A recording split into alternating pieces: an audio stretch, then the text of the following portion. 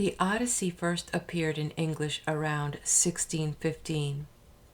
The story of a Greek warrior king, Odysseus, and his 10-year attempt to return home from the war in Troy to Ithaca and his wife Penelope.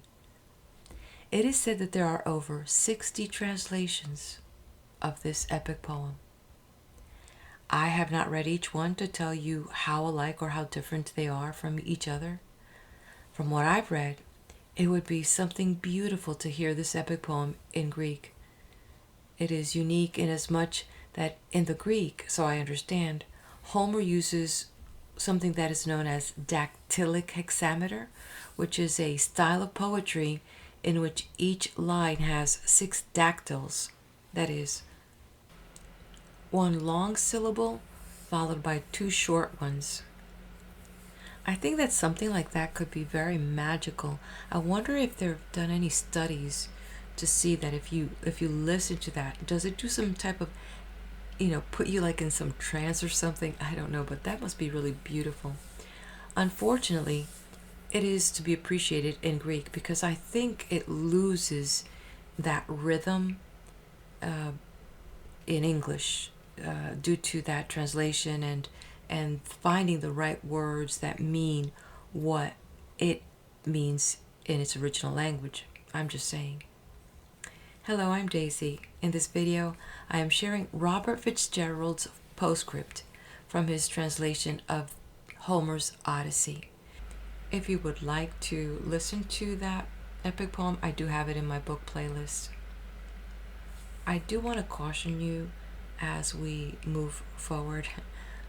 I do not know Greek, nor do I speak Greek, and I ask you for your kind pardon for my attempt at trying to put voice to some of the Greek words that Robert Fitzgerald uses in offering his explanations of some of his decisions in his translation. So there'll be a couple places where he does write a couple phrases in Greek. What I have done is I will be posting those on the video so you can see them yourself. So I actually will copy it off of the book and put it on the video. I did not read the book for its literary arrangement. And because I do speak a second language, I do understand that different people may translate something differently. I do hope that they still honor the language and the colloquial speech of, the era, as well as also following that flow of the story, or in this case, Homer's words. I read Homer for the value that it offers in bringing insights to our culture. So I guess for its archaeological aspect, for its history, realizing that this piece of work was written in 750 BC, and some of the religious books such as the Torah or the Old Testament weren't around till around 450 BC. So I wanted to kind of get an idea of some of the foundations of government and also religion, that foundation, and we could see if this came before those books.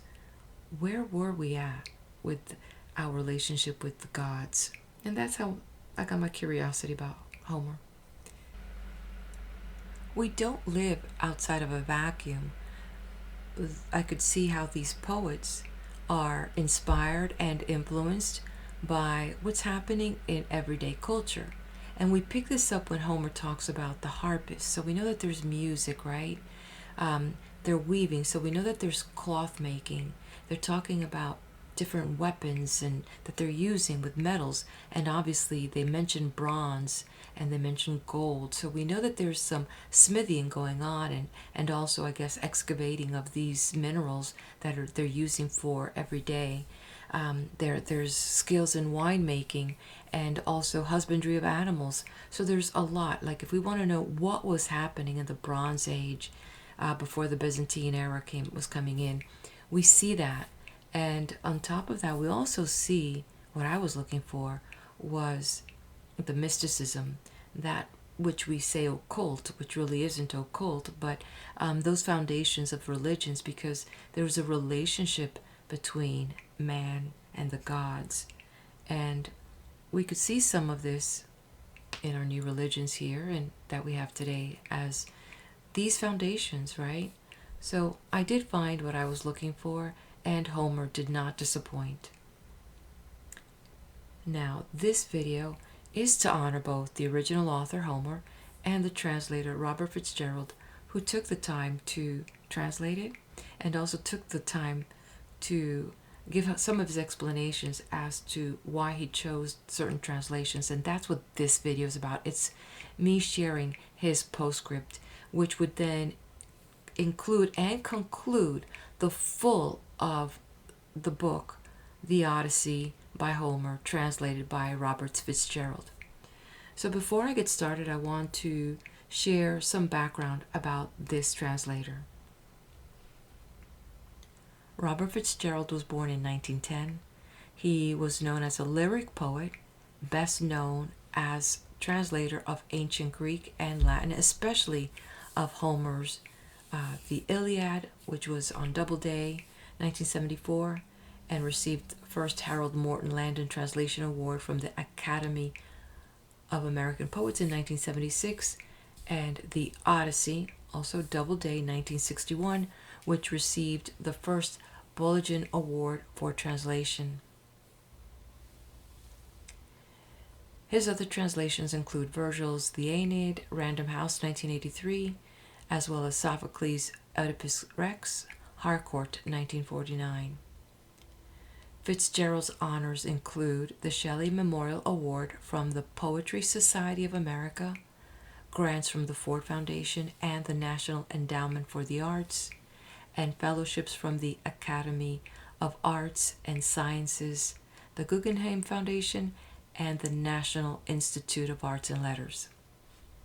He taught at the University of Notre Dame, the University of Washington, Mount Holyoke College, and Princeton University. He also served as poetry editor of the New Republic, and from 1965 and 1981, Fitzgerald served as Boylston Professor of Rhetoric and Oratory at Harvard. He was a consultant in poetry to the Library of Congress. So now we move on to his postscript. Some details of scene and action. The ship on which I sailed from Piraeus one summer night approached Odysseus' kingdom from the south in the early morning. Emerging on deck for the occasion, I saw a mile or so to the west the bright flank of a high island, broadside to the rising sun.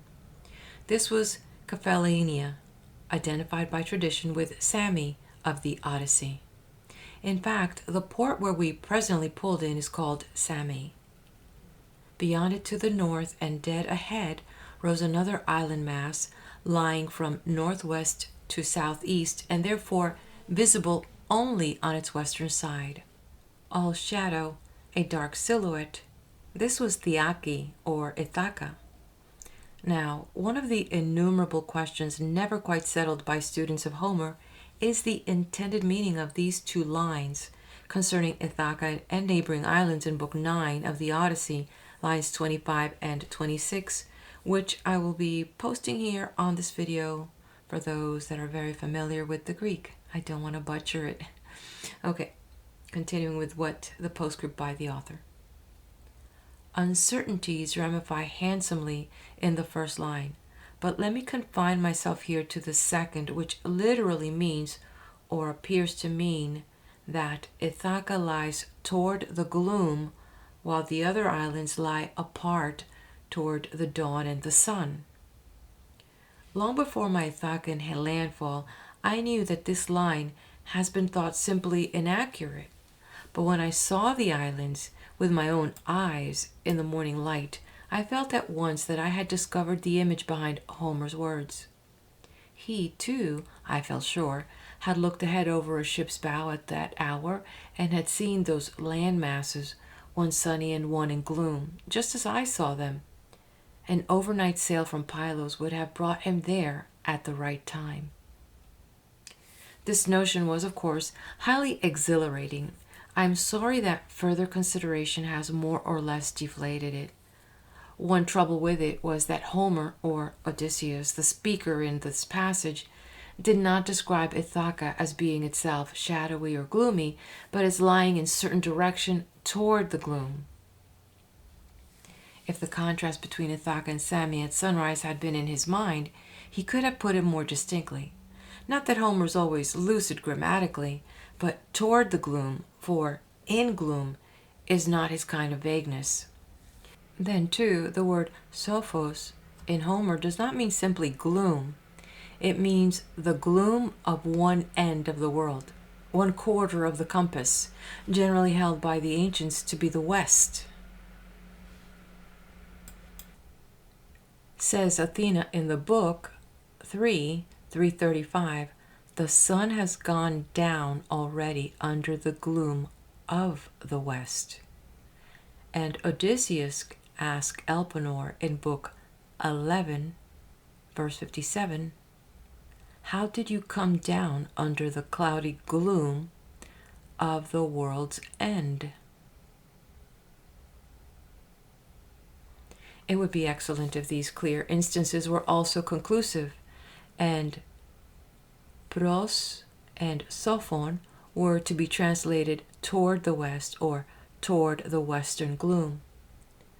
But here precisely is the difficulty. Ithaca does not, in fact, lie west of the other islands in the group, neither does Lucas, the more northerly island that some students have believed to be Homer's Ithaca. So far as Ithaca itself is concerned, the fact is that the northern horn of Cephallenia, across a channel a mile or so wide, reaches up along the length of the island to the west. How now? Well, it must be recalled that Homer knew no other west than the direction of sunset, and in midsummer, in the latitude, the sun goes down at a spot on the horizon far north of true west. Whether the poet was an Ionian or an Athenian, he is unlikely to have visited the islands except in the sailing season.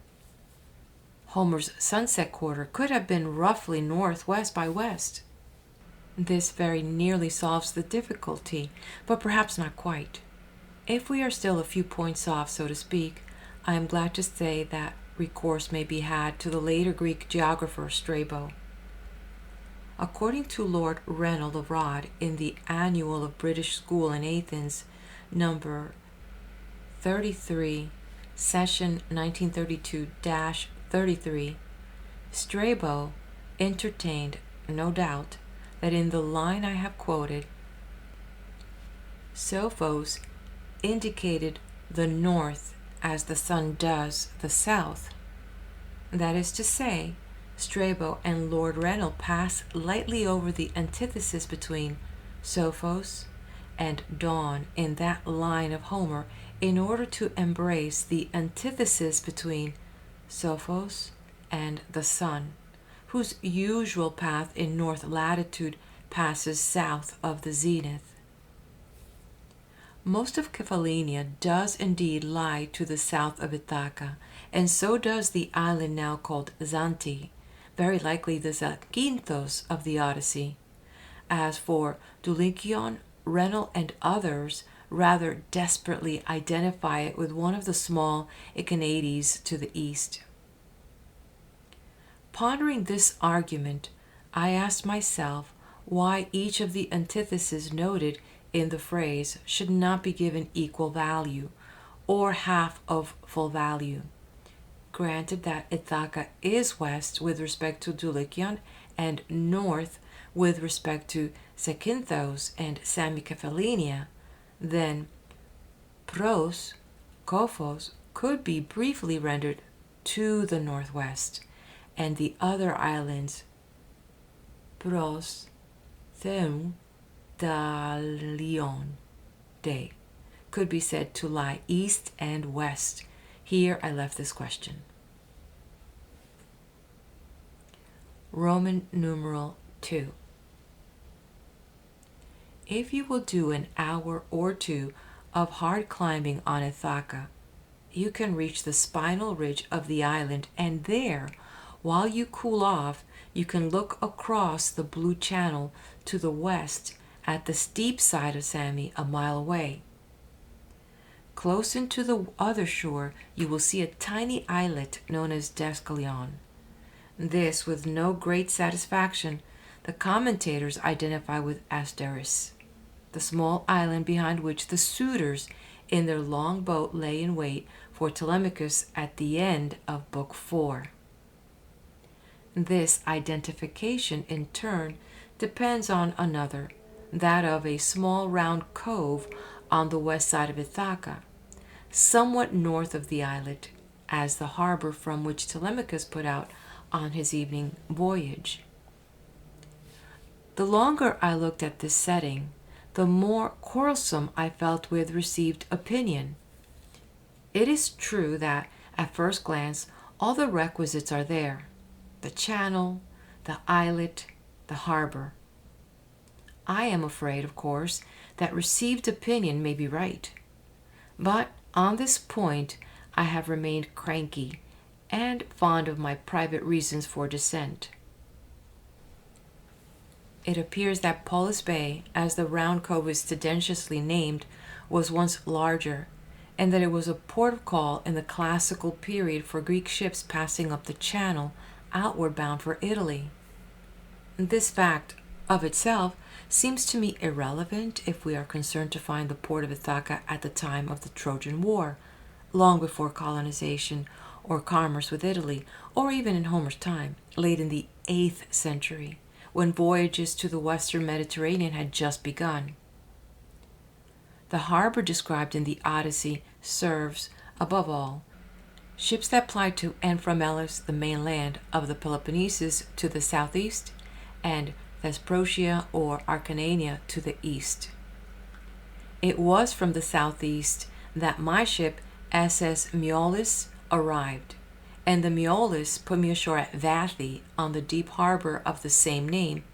It means deep. This is the longest and best sheltered of 3 bays opening southward off the wide Gulf of Molos, which runs inward from east to west and almost cuts Ithaca in two. Along the quay of Vathi in the evening I saw open kegs from the mainland unloading cattle in slings. From pasture land to the stony island, pastureless, the caiques had brought these cows to be slaughtered for Ithacan markets. Here was a ferry service exactly like the one alluded to in Book 20, 187 of the Odyssey. As the Gulf of Molos is the roadstead of Ithaca, Vathi is its natural harbor, or at least so it seems to the ferryman, to the Greek steamship company, and to me. But how could Vathi have been the port from which Telemachus sailed, if on leaving it would have had to issue eastward by Gulf of Molos into the open sea, passing through no channel between Ithaca and Sami? This objection would be insuperable if Homer had been an Ithacan. Since he surely was not, but was a visitor like myself, I think it worth reporting that on the day after my arrival, I had another visual revelation. From high ground on the north part of Ithaca, I saw a small island, perfectly satisfying Homer's description of Asteris, that seemed to lie between Ithaca and Sami to the south. I said to my guide, "What island is that?" "Oh, that is Ataco," he said. I looked at my map, which showed Ataco lying in the sea to the east of Ithaca. "Are you sure?" said I. "Of course I'm sure. I've been fishing there many times."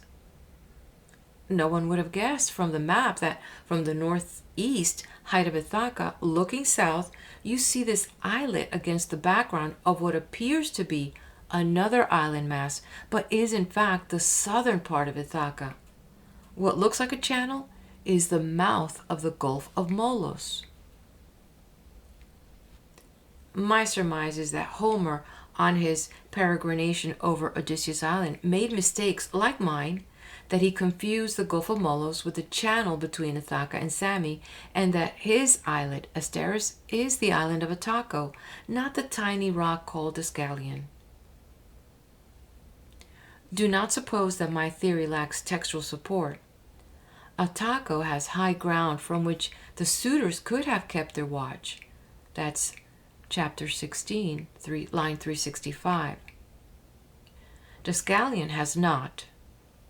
Moreover, to bear out of my identification of Vathi with Telemachus harbor, I can refer to at least one detail of his embarkation. Athena is said to have moored his ship at the harbor's edge, in Book 2, line 391.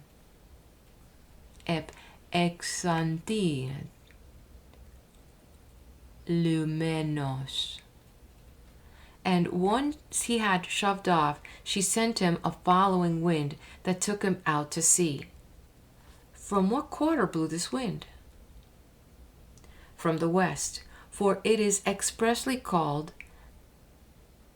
Zeophuros, the west wind, in Book 2, line 420 through 21. This is just the wind you would need astern if you wanted to put out from the mouth of Vathi Bay, but if you were putting out from Polis Bay, it would blow you right back in. It can be urged against me that the stern wind supplied by Athena lasted all night and took Telemachus' ship all the way to Pylos. A steady wind from the west would have taken him not south to Pylos, but east, let us say, to Mythology. Perhaps, as I have myself argued, that Homer's west lay in more northerly quarter. His zephyr also blew from the quarter and would serve a ship sailing from Polis Bay down the channel between Ithaca and Sami. I do not, of course, see why it could not have been the west wind at the start and have changed direction during the night. But in the end, I compromised in deference to the established view. It is a northwest wind in my text. I may add that on my second evening at Vathi, the wind freshened from the direction and blowing over open water made a fluttering and percussive effect in my eardrums, not entirely agreeable like the noise of Homer's line for it. Acrae se furon que la dont epi oinopa pointon. Roman number 3. These notes may suggest some of the pleasures and complexity of going to sea for yourself. I would be a fool to plume myself on my dip into those studies on ancient sites that have occupied good men and women for years. But I am forever grateful for my days on Ithaca as I am for other days, few but moving, in Athens and elsewhere in Greece. A rendering for the opening of Book 3. Helios Deonoraus Lipon Pericalia Limenethen came into my head in the Saronic Gulf, and a week later at sunrise in Heraklion I found words for the next phrase. Uranon es polukalkon. By these and other keepsakes, I am reminded that if I had never listened to the cicadas and drunk the resigned wine, I would have done the job differently, if I had done it at all. But most of it was what all writing is, a sedentary labor, or joy, sustained at a work table. At one elbow, in this case, there were always those lines and parts of lines that have been pored over by so many for centuries. Of the puzzling ones, I will give a few more examples, 2 at least of them notorious, with some account of the elucidation I think they demand. Multiply these cases by 1,000, and you will see what the preliminary or incidental work was like. As befits a dramatic poem, the first case is a tiny detail of action. In Book 11, Odysseus hears the shade of Agamemnon tell how Aegisthus and Clytemnestra murdered him on his return from Troy, and with him his companions. They were all butchered, he says bitterly, like swine. I take it that he means what he says. The way you butcher a pig is by piercing or cutting his throat, and it does not seem unreasonable to imagine here, and to bear in mind elsewhere, that this is what happened to Agamemnon. He describes the banquet scene, the laden tables, and the floor fuming with blood where the victims lay. Then, in line 421, he says he heard a most piteous cry from his royal slave and mistress, Cassandra. Thin Katien Clytemnestra, Dolomites amph, emi otarego, potigai, seiras, iron, balon apokaniskon, peri vasgano. And great difficulty has been found in grasping precisely what action this passage was meant to convey. Clytemnestra was in the act of killing Cassandra, so much is clear, and Cassandra was close beside the fallen Agamemnon. But what does he say he himself was doing? Consider it word for word in the order in which it appears. Quote, "But I upon, or against, the ground lifting my hands, was throwing them while dying around the sword blade." End quote. Half the problem is to divide or punctuate this. On one prevailing interpretation, we should divide or punctuate after balon, and must therefore take apokaniskon peri vasganu to mean dying around the sword blade, that is, with the blade left in his body. This is contrary to slaughtering procedure, but Professor W.B. Stanford, in his annotated edition of the Odyssey, tells us that there are many precedents for taking it so. He refers to 4 passages in the Iliad and to one in Sophocles' Ajax. With all respect, I must say that none of these makes a good precedent for Stanford's reading, because in none of them does anyone die around a sword blade left in him by anyone else. Ajax has, of course, impaled himself on his own sword. Of the cases cited in the Iliad, 1 is concerned with an arrow and 2 with spears, weapons often left sticking in tenacious parts of the foe. It is otherwise with a sword. A sword in these poems was something a killer held on to it if he could.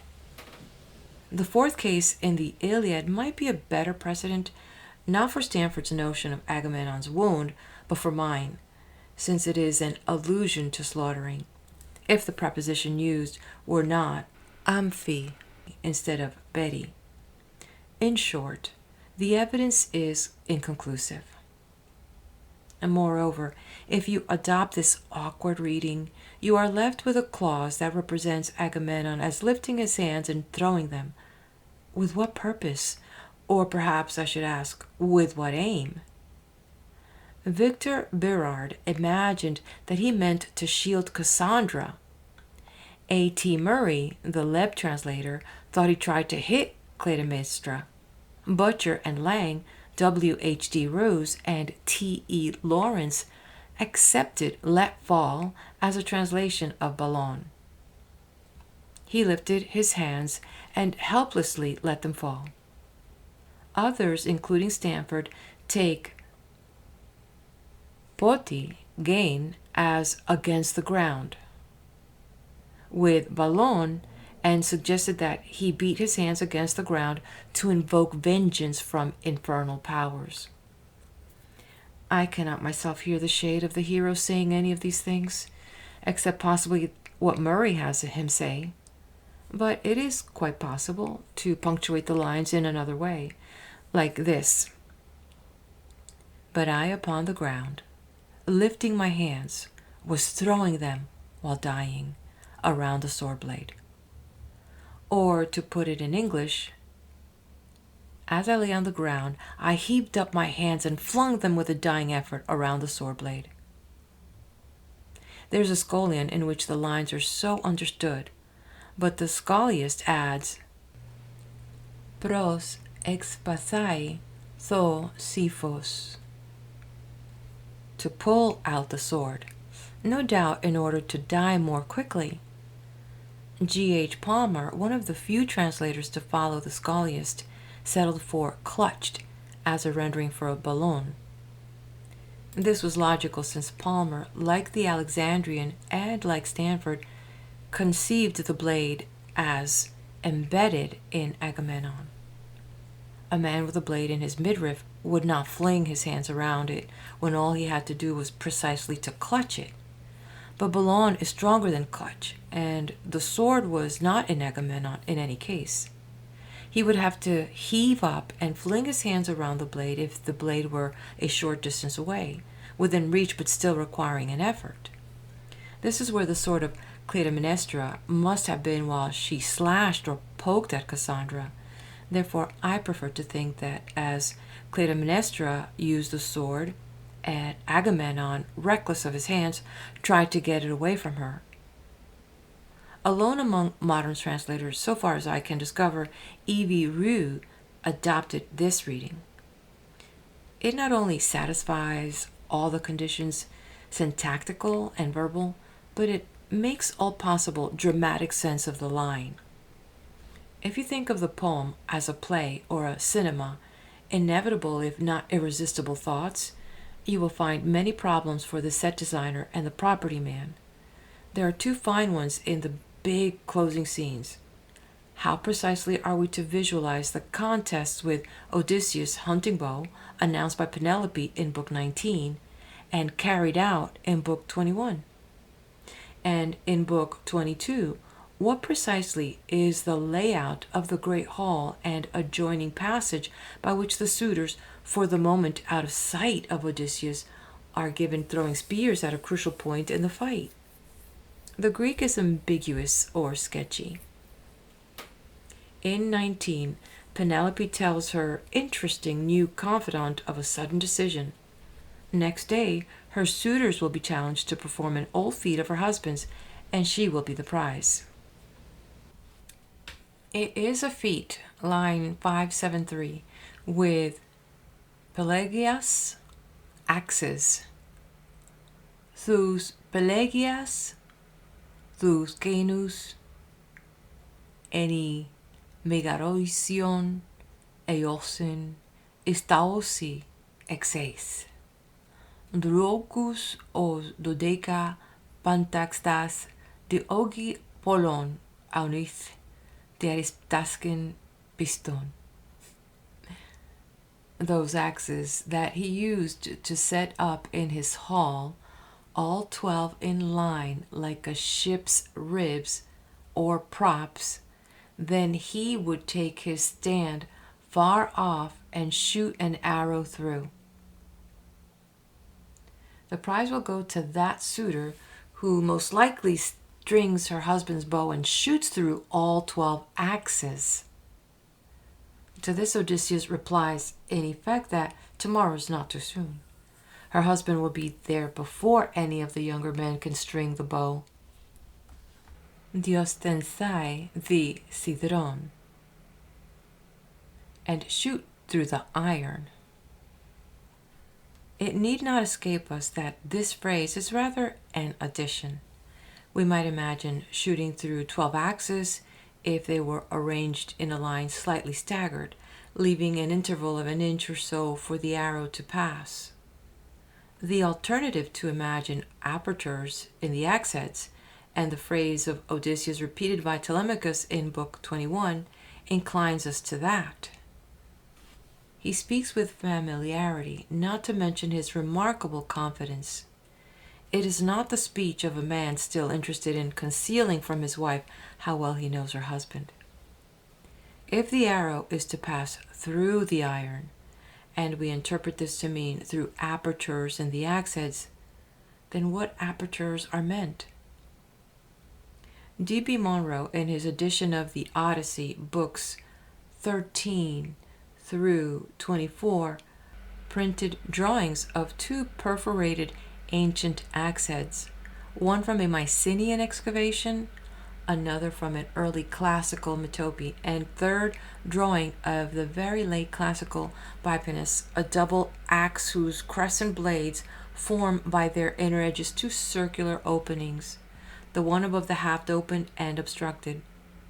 An arrow could pass through any of these types of axe heads.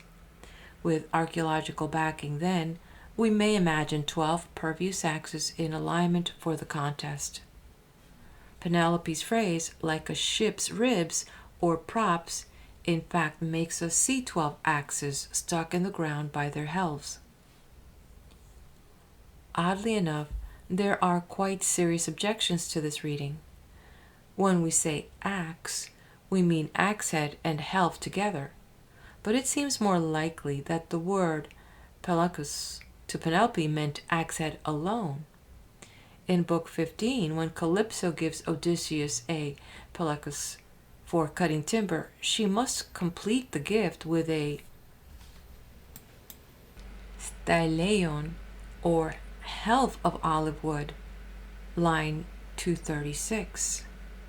In all the references to the gauntlet Odysseus' arrow had to run, there is no allusion to a styleion, though a closely related word appears.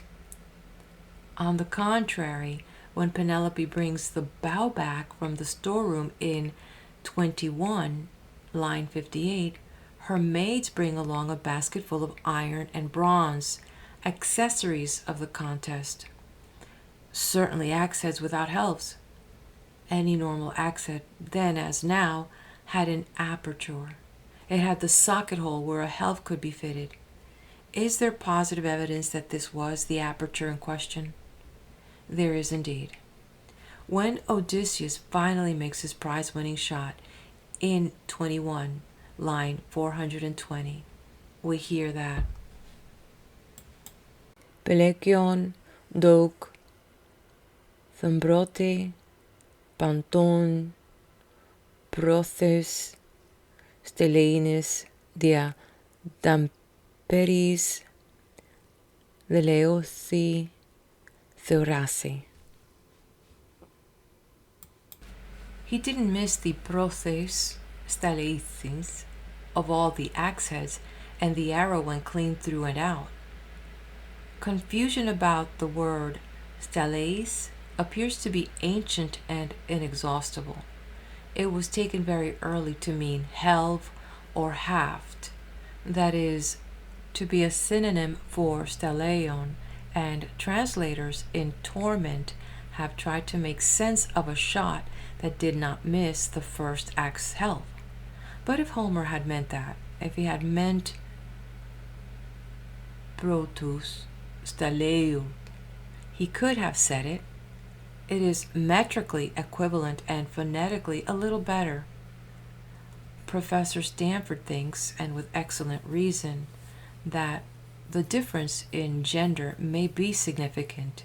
He agrees with the 12th century Archbishop of Thessalonica, Eustathius, that the feminine form styleion meant socket, as styleion meant helve. What Homer intended to say was very simple, that Odysseus didn't miss his bullseye, the first socket hole in the line of 12. It is perfect conclusion, but it lets us in for other difficulties. If the axe heads were without helves, if each was turned so that its socket hole faced the archer, how were they set up and supported? In what respect was the line of axe heads comparable to a ship's ribs or props? The second question is easier to answer. The point of similarity could have been merely that in both cases there were equal intervals between one and another. As to the way of setting up the axe heads, all we have to go on are 2 lines and a half, 21 and line 120, in which Telemachus prepares the contest. Peraton men pelekeas, sesen dia tafron oruxias, pasimian macron, kai epis tafmen, ifunin amphidigaion enax. Literally, quote, first he set up the axe heads after digging a trench through for all, a single trench, a long one, and he trued it or them to the line, and he pressed earth on both sides. End quote. It is pertinent to remember that in Homer's additive style, items are not always given in any particular order. That is, the pressing of the earth could have preceded or accompanied the truing, and we understand that he trued the axe heads, not the trench. If we held the theory that axe heads fitted on helves were being set up, a trench would bed the helves, around which earth could then be pressed to hold them upright. I have given the evidence against that. On the other and better theory that axe heads alone were used, is there anything in the context to suggest how they were held up? Well, a byproduct of a trench is a long pile of loose earth. If the loose earth beside the trench were pressed up in a narrow ridge with peaks at equal distances, the axe head could be struck in these, one blade in the earth and one out, since the pelocus was double-bladed. The verb naso that appears here in the aorist active, inatse, pressed, had the sense be piled in the passive in later Greek. The very point of digging a trench could have been to supply enough earth for this purpose. If it had been a better of embedding axe helves, they could have been planted in a line of holes like fence posts or fruit trees. It is a good deal to read into these lines, but I am willing to risk it because I see nothing else for it. Telemachus made a bedding of earth for the axe blades and trued them epi stathmen to the line by the wall builder's immemorial technique, a stretched cord. One more question. If set up in this way, could the axe head have been high enough for the bow shot from the door? Odysseus made the bow shot while seated on his stool. He held the bow horizontally in the usual ancient style. If he shot from the hip just above knee level in a flat trajectory, the axe head as I see them could have been at the right height. Roman numeral 5.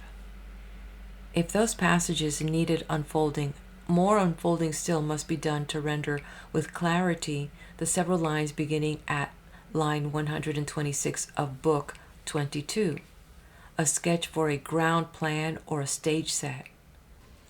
Odysseus has been doing execution with his bow while Telemachus was brought arms from the storeroom. Now all the arrows are gone, and father and son and the two herdsmen and themselves for combat with spears. The narrative continues. Orso thorndetis esken edmento enitoicho, okrataton de par oudon eudastatheos megaroio hen odos esloren sanites de con eu araruai. Quote, there was a certain orso cur in the well-built wall, and at the edge or along the top of the threshold of the hall there was an entry way into the passage, and well-fitted folding doors kept it closed. End quote. This is all baffling, and the editors have left it so. We wish to know what the orsocur was and in which wall it was located.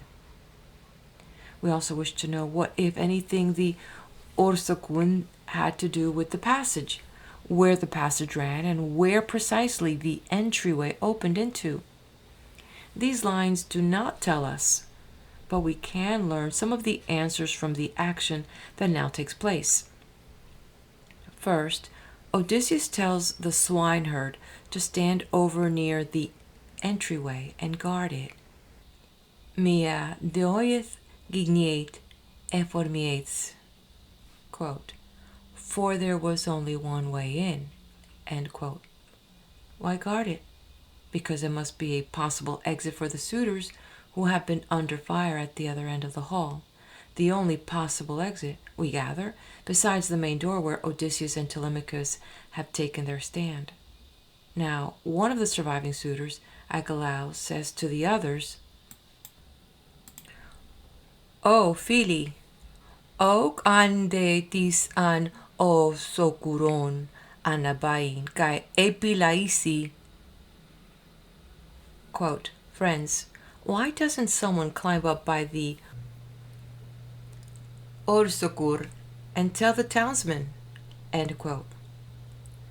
From this, it is clear that by climbing through the Orsothurn that you could get into the passage and out by the door where the swineherd has been posted. Out where? If akrotaton depar odon is taken to mean, quote, along the top, end quote, of the threshold inside the main door, any man issuing at that point would run into the arms of Odysseus and company. If this were not the meaning, the swineherd would not have had to move to be in a position to guard the entryway. His movement, incidentally, seems to have escaped notice by Agelaus, who has also failed to see that Odysseus has no more arrows. The goatherd Melanthios answers him, Upos eot agila diotrephes egti gar anvios auf scala ketra, kai argelau stoma laus kexie spadas eruki anir oki talkimos ayets. Quote, it can't be done. The fair door of the courtyard is terribly near, or the fair door is terribly near the courtyard, and the mouth of the passage is hard to force. One man alone, if he were strong, could hold off all of us. End quote.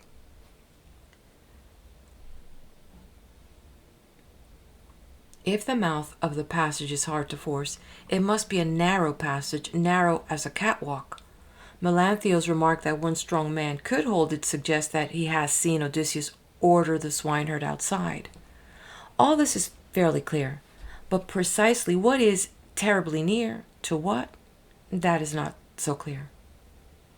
Munro and Stanford thought Melanthios meant that the gate into the courtyard from the road was near to Odysseus, or near to the exit from the passage.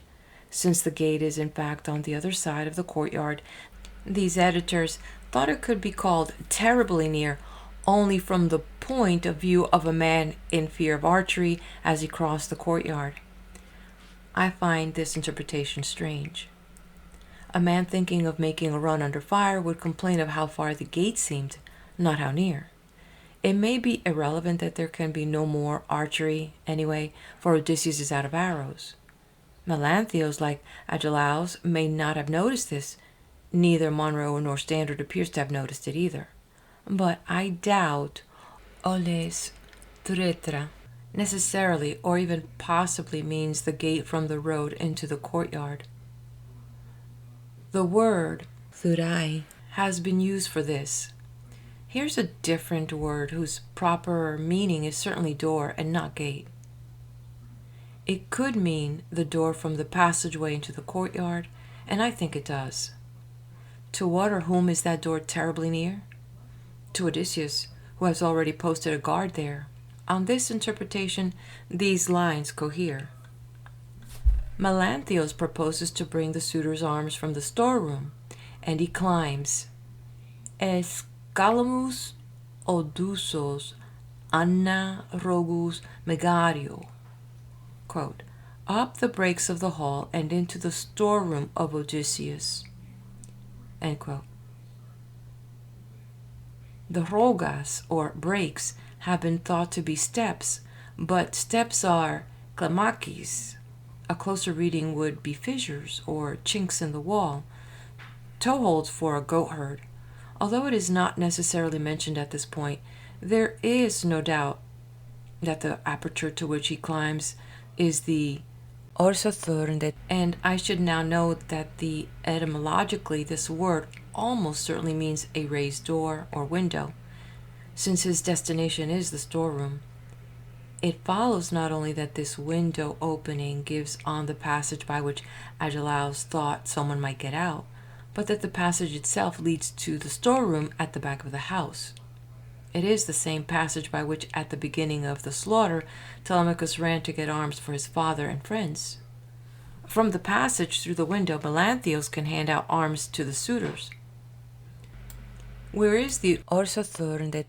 At the far end of the hall from the entrance, as stands to reason, and as we learn explicitly later on in line 333 from the position of Phemios, the harper, when the fight is over. It must be a window in one of the side walls for two reasons. First, the passage that it lights and ventilates runs along the side of the hall from front to rear. Second, one of the side walls could have a recessed part like a shallow transept, not visible from the entrance.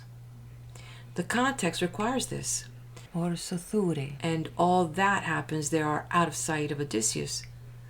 The young men, harried by his shooting, would have huddled on the other side of any angle in the wall that offered shelter, and there the orsoture would have come to their attention. Odysseus may well have had this in mind when he ordered the passage guarded. But why didn't one of the suitors use the orsoture instead of letting the goatherd work for them? The question as framed almost answers itself. They were accustomed to service. There may be another reason, too. One of the scholia on the orsoture informs us that Walotera en Odyssey kai anatheorein. Quote, it was quite high, you had to make a jump to get up to it. End quote. Perhaps jumping for a hole in the wall was beneath the dignity of Asian's gentlemen with flowing hair. Roman number 6. Details like these may turn out to be self-consistent, but what of the poem as a whole? Does it hang together? Did a single composer hold it all in his mind? Whatever opinion we may hold on the famous question, we may accept at least one modest principle. When proof to the contrary is lacking, any given passage should be interpreted in consonance with the rest. Take the eagles. During the assembly scene in Book 2, Zeus launches 2 eagles from a ridge, either Tau Omega with the accents above and below the omega, delta, or Tau Omega with the accent over the omega, delta. According to the alternative readings, the Oxford editor T.W. Allen reasonably chose the first meaning for him, that is, for the last speaker, Telemachus. The eagles are to be an omen for him.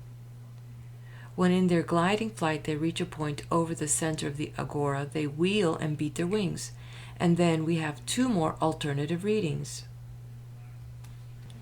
Is the idens padon kefalas, or is the ikenthin padon kefalas?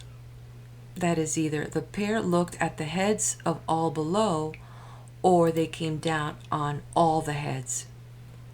Again, Allen chose the reading more charged with life and sense, came down on. In the next clause, osonto dolentron, the verb has changed from the dual form used when the pair of birds was the subject to a plural form. Does this mean a change of subject? Not necessarily.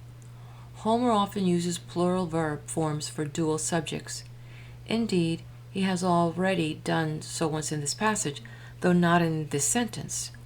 If it does mean a change of subject, then the heads, or men in the crowd, are said to behold death or doom in the diving eagles. If it does not mean a change of subject, the diving eagles are said to make doom visible to the men, or in a word, to menace them with doom. Death was in their glare, as Murray ingeniously puts it, making perhaps the best of both alternatives. Perhaps, but wait.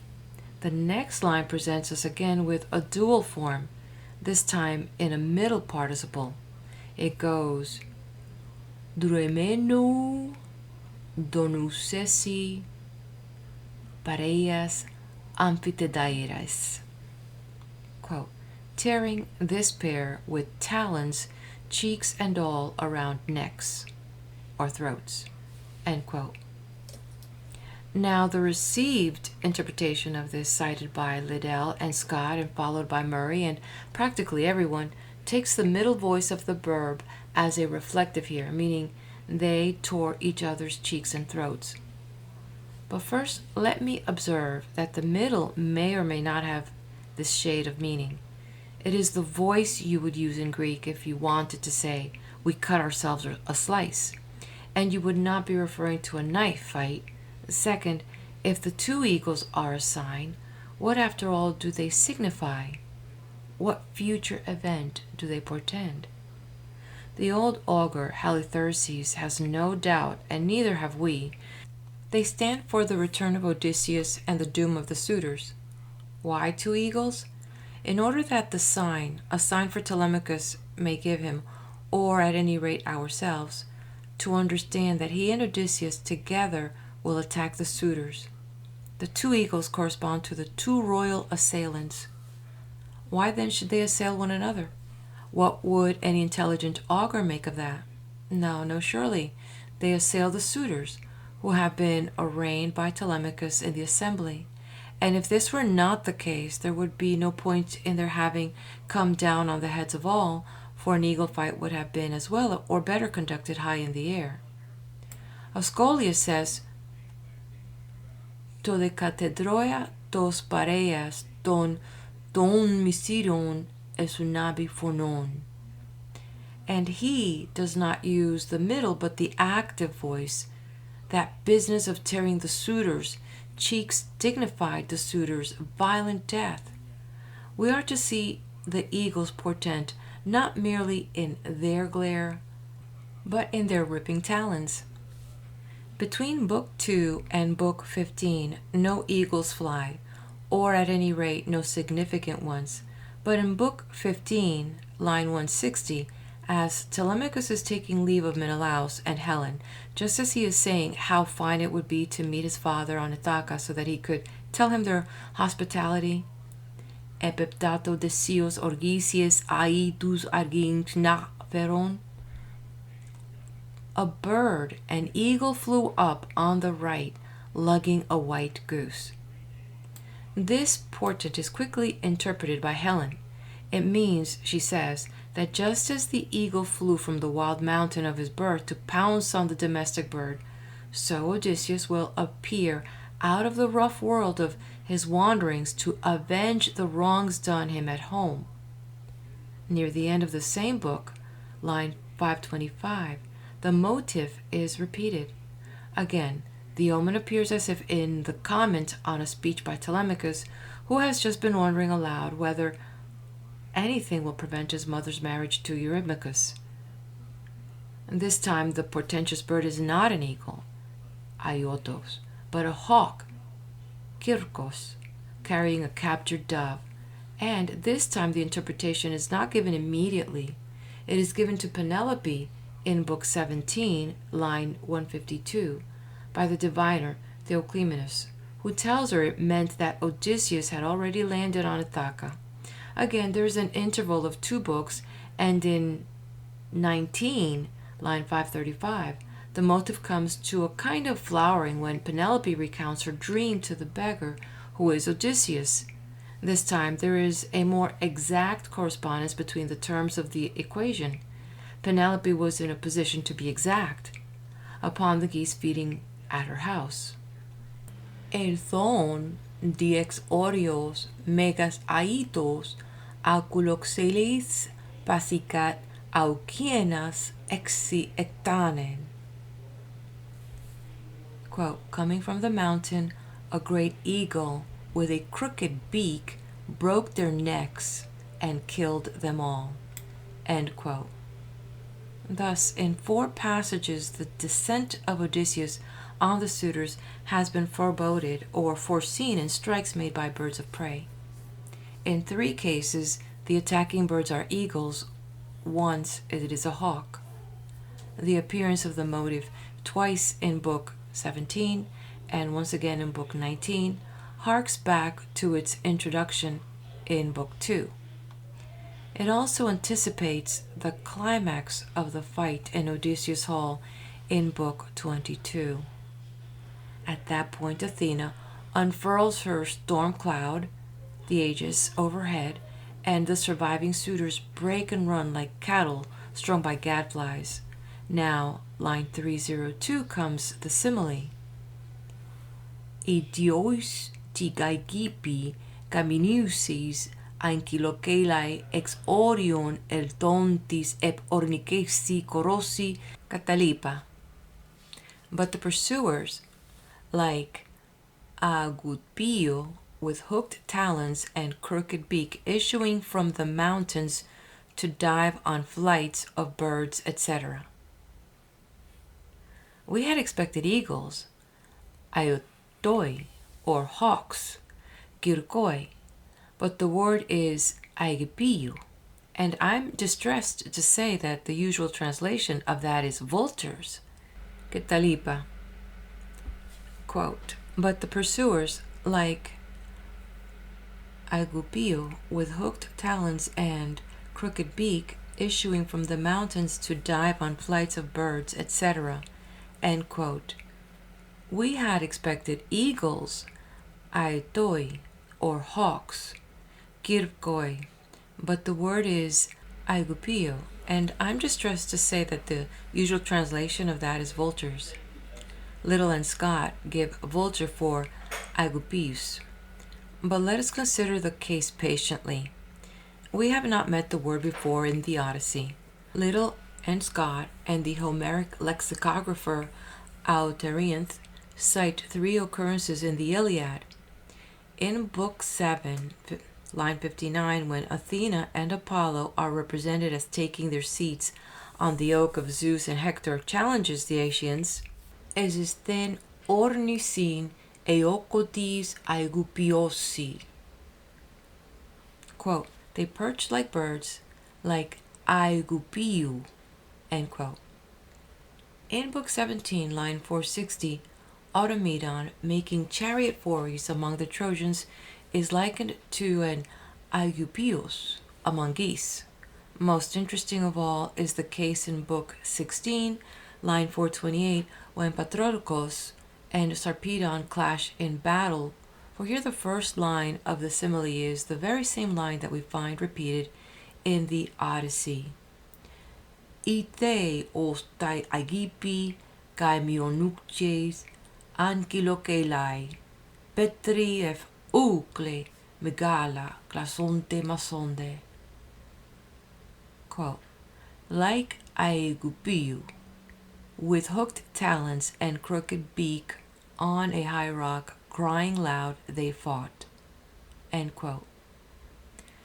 Now, it seems to me that on the Homeric evidence, there is something wrong with translating this word as vulture. A vulture, as we understand the term, is a carrion bird rather than a hunting bird. And in every context of both Iliad and Odyssey, where a vulture in our sense is clearly indicated, Homer uses the word gui. In no instance, as we have seen, is aegupius used of a carrion bird. On the contrary, in 2 cases, one in the Iliad and one our climatic simile in the Odyssey, it is used of a hunting bird, and in one of the 2 remaining cases it supplies a simile for 2 gods at rest on a bow. If Homer had meant gui, he could have used goi, a handy word, and one he used often elsewhere, but he used another word, and used it because he unquestionably meant another thing. He meant a bird like a hawk or an eagle, a killer, a threat to geese, a hunter of small birds in general. He did not mean the stinking buzzard that feeds on corpses left by others. In the first edition of my Odyssey, I translated aegupioi in Book 22 as eagles to go with the eagle passages that led up to it. I went too far. If the poet had wished to say eagles, he could have used the word for eagles, eitoi. Instead, he left a line from the Iliad, as he often did, presumably because it would suit his purpose here. How then should aegupioi be rendered? Well, I see that John Moore, in his recent excellent vision of Sophocles' Ajax, The Complete Greek Tragedies at Lattimore and Green, Chicago, encountering this problem in line 169. Megon Aigepion diapodesantes ketalipa. Translates, but fear of the huge falcon, etc. Possibly in view of considerations like those I have been expounding. In revising, I have followed his example. I hope Homer would be better pleased. No doubt the 4 attackers in Book 22 are more justly likened to falcons than to eagles if, as I suspect, falcons more often hunt in company. The wild eagle, unless paired by Zeus, I imagine hunts alone. The next section is called Some General Considerations. An artist in narrative as we know it will have been interested in his art through reading, and he will expect to be read. It is difficult for us to realize what it means that the man who made the Odyssey may never have read anything at all. 5 or 6 centuries before his time, in the heroic edge of his poem, there had been a Greek syllabary at Mycenae, and elsewhere, apparently used mainly for keeping accounts and lists. A memory of this may have survived in line of the Iliad, but the syllabary itself had long gone out of use, and the world of Homer was illiterate. During the 8th century BC, the people of the Greek mainland and islands imported a Semitic alphabet and began using it, at least for brief inscriptions. If Homer lived to see this, he probably thought of it as a new magic or amusement, almost certainly not as the medium of his work. We can surmise that we owe our text of Iliad and Odyssey not to Homer, but to the importunity of some technician who took them down, as nowadays a man would do with a tape recorder. Even in the unlikely event that Homer himself wrote out versions of one or both poems, the fact would remain that he and his audience were not readers but auditors of stories in verse. Dozens of these stories had been told or sung among ancient people for generations before Homer, forming a tradition possibly as old as English literature is now. We may imagine small communities of a feudal sort whose gentry found in the recitation of performance of these tales all history, all theater, and all that we think of as literary entertainment. The performers were no doubt sometimes amateurs, but more often as time went on they were professionals who spent a lifetime in a hard craft. Our poet came late and had supremely gifted predecessors. He inherited a traditional art comparable in range and refinement to the art of the musical virtuoso in our day, but more creative and fluid, for in some degree it remained an art of improvisation. 30 years ago, my teacher and friend Milman Parry showed how many Homeric lines were constructed out of metrical formulas, out of a vocabulary of metrical parts that, with slight modification or none, would serve in the context of various actions of descriptions. This vocabulary of phrases was like an erector or mechanoset for making verse as you went along. Parry and Albert Lord, who has continued his work, studied the similar technique of oral epic still practiced in our day in Yugoslavia. Professor Lord's important book, The Singer of Tales, Harvard 1960, is an account of their researches and conclusions, and it is indicated reading for anyone who wants to understand the kind of art that Homer practiced. We appear to know more about this art than Plato did. It is a technique rather simply described. Many formulas ready in the memory give the storyteller or singer a means of developing action and dialogue as the spirit moves him, with formulaic lines or passages to buoy him up when invention fails. A stringed instrument is indispensable. Meter is indispensable. The alliterative and vowelling pattern to a certain extent determines invention. I cannot refer to these studies without making 1 or 2 reservations. Parry thought Homer's vocabulary of formulas almost wholly traditional and conventional. but I could never see why originality in details should be denied a poet to whom it was impossible to deny originality in the large, in conception and organization. I should suppose, too, that although his medium was suited to improvisation, it was no less suited to composition and rehearsal beforehand, an aspect of the matter rather slighted in Parry and Lord. Finally, while statements of the theory sometimes give us to understand the formulaic structure was all-pervasive in both Iliad and Odyssey, I have yet to see this proved. My own reading of both poems has left me with the impression that while there are many recurrences and reshapings, there are also many passages without echo or precedent, as we might infer from the fact that many Homeric words occur once and once only.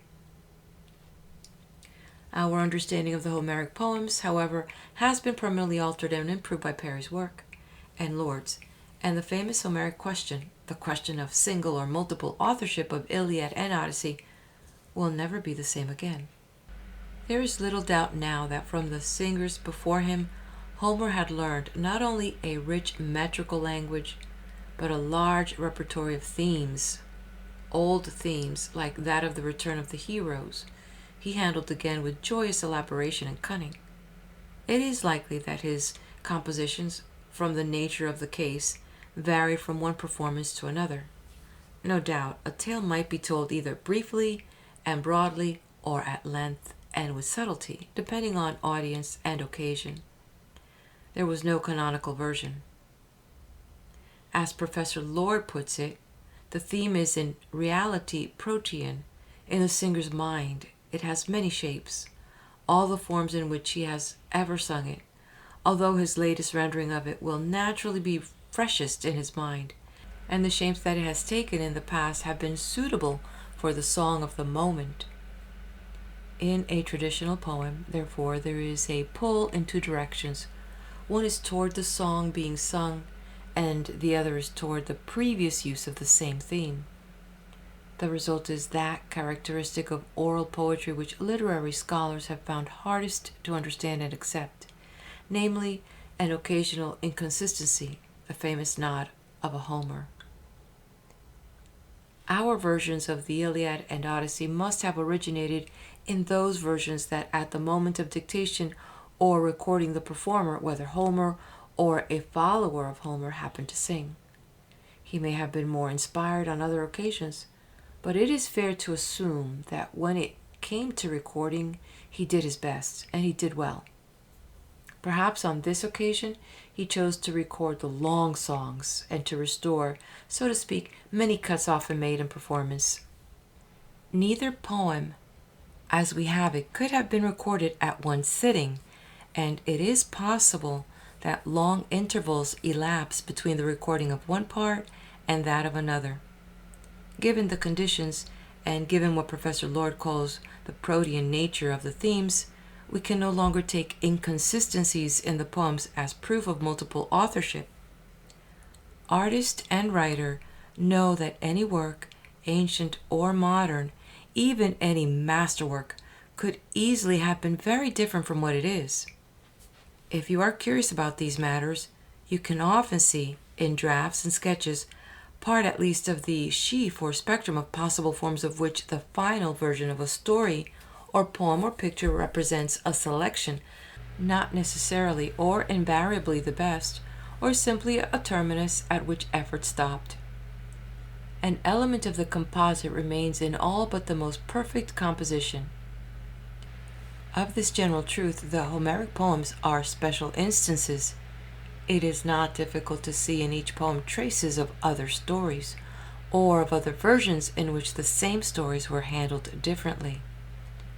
For more than a century, Homeric criticism devoted itself to spotting logical and linguistic discrepancies, discovering one or the other poem to be a wretched patchwork, in the words of one eminent scholar.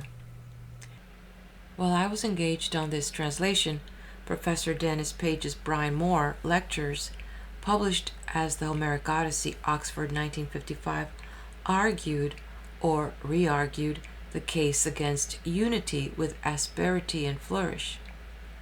but many of his points were debater points, and I doubt that Page realized all the implications of Parry's work or Lord's.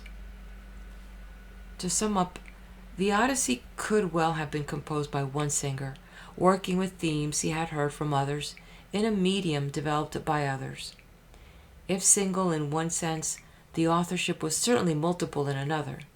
There is no way of proving it single in any sense.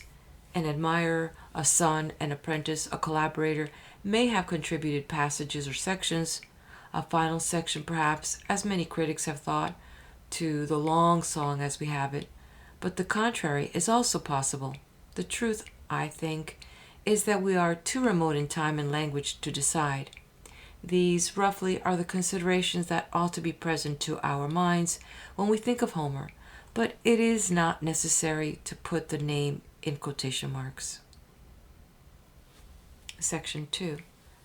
A living voice in firelight or in the open air, a living presence bringing into life his great company of imagined persons, a master performer at his ease, touching the strings, disposing of many voices, many tones and tempos, tragedy, comedy, and glory, holding his auditors in the palm of his hand. Was Homer all of this? We can only suppose that he was. If what we imagine is true, Homer must himself have been his poems, in a physical sense unequaled in the case of any poet since. Imagine Henry IV and The Tempest, composed not for production by a company of actors, but as solo performances by Shakespeare himself. Or imagine it in the case of either, not both. The notion is still astonishing, and it is difficult to believe it. I learned from W.S. Merwin in the introduction to his translations of Spanish ballads, Anchor, 1961, that the wandering Foglares of medieval Spain, who sang and recited the epic cantares, might be accompanied in their performance by mimes known as remendadores and cazarros, a name which included clowns and most varieties of stuntmen. Well, stuntmen or tumblers are mentioned as performing along with a poet or singer at Menelaus' court in Book 4 of the Odyssey. But no mimes assist any Iodos in the Homeric poems. This of itself could not prove that Homer did his own impersonations. The Aoidos, as Homer presented him, was a figure of the heroic age, 4 or 5 centuries before his time. But so far as I know, there is no evidence whatever that Homer himself or the Aedoi in his immediate tradition or their successors, the rhapsoids, were accompanied by mimes or actors. We have no perfect word for Aedois, for the kind of artist Homer was. Bard was fairly exact, but has become a joke. Skald takes us too far into juridical regions. Minstrel is better, but still too slight, too trammeled without doublet and hose, and faintly raffish after Gilbert and Sullivan. The Italian compound word cantastori is at least neutral and is a definition of sorts. Lord did well to adopt the English equivalent, singer of tales. But I'm not satisfied. The term does not do justice to the creative and inventive power of the Aoidos. It does not suggest his mimetic art, and there is a difficulty about singer as a term for the poet and performer of these things. That the telling of a story and the incidental acting of roles should be called singing, this will strike us at first as affected or strange. We may indeed think of opera, disciplined and expressive opera like the Orfeo of Gluck, true lyric theater as the Italians call it, but the orchestra and the stage, the whole convention, are alien to Homer. Perhaps it is enough to recall certain fine acting voices. As a child, I sat aloft in the second balcony of an old theater in Illinois while a traveling company played Sancho Panza, and I remember the beautiful voice of the late Otis Skinner rising effortlessly, malleable and pure, or falling to a crystalline whisper, far off, there below, in unhurried declamation, while the whole theater sat spellbound by that human instrument alone. There is no doubt that the master Aidos had a gift like that, a trained voice of great, expressive, and melodic range. By all accounts, too, the Homeric performer used a second instrument and depended on it. The kitharis, an affair of a few gut strings with some kind of resonator, possibly a tortoiseshell like the later lyre. It would be anachronistic to think of it as a guitar or lute, so I call it a gitternharp, and sometimes refer to the performer as a harper. Homer describes him more than once as a plucking or strumming an overture to a given tale or song, and he must have used the instrument not only for accompaniment, but for pitch, and to fill pauses while he took thought for the next turn. No doubt the instrument marked rhythm, too. We need not delude ourselves as to how far these generalities really take us, how in particular the voice, the metered verse, and the stringed instrument were related in these performances, and in the recital of poetry throughout antiquity. I do not well understand, and I do not think anyone does perfectly. In our own tradition, the music of verse is one thing and music proper is another.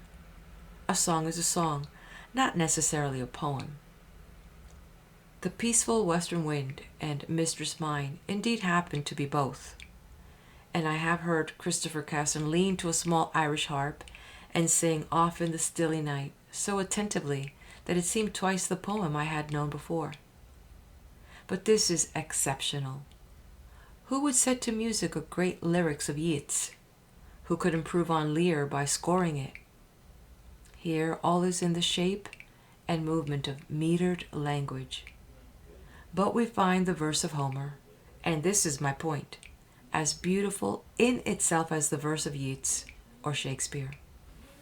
What we call a musical arrangement would disperse or confuse the effect of it. We can be sure, I think, that harp or kitharis played a very subdued part, however essential, in the original Homeric performance.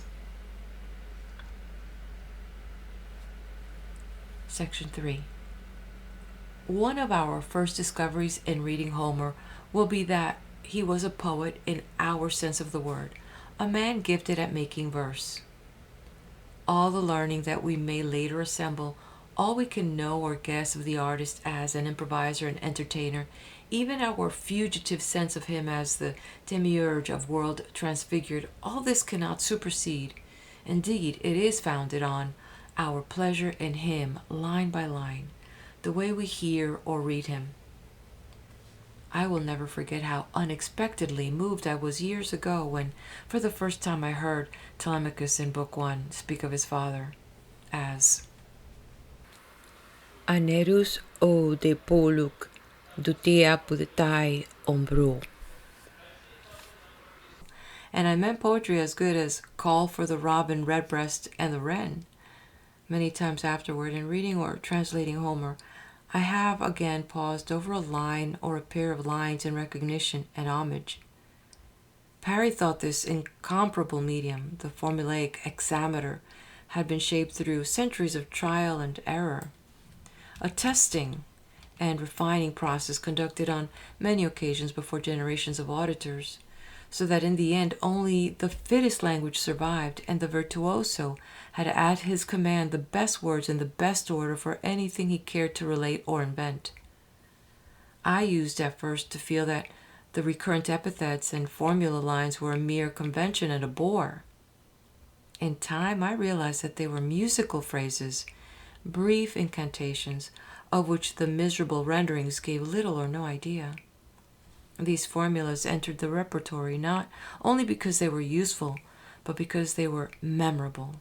I mean, because nobody who had once heard them could easily forget them, and that is true to this day. Hemos oderigenia fani rodocdactylos chos.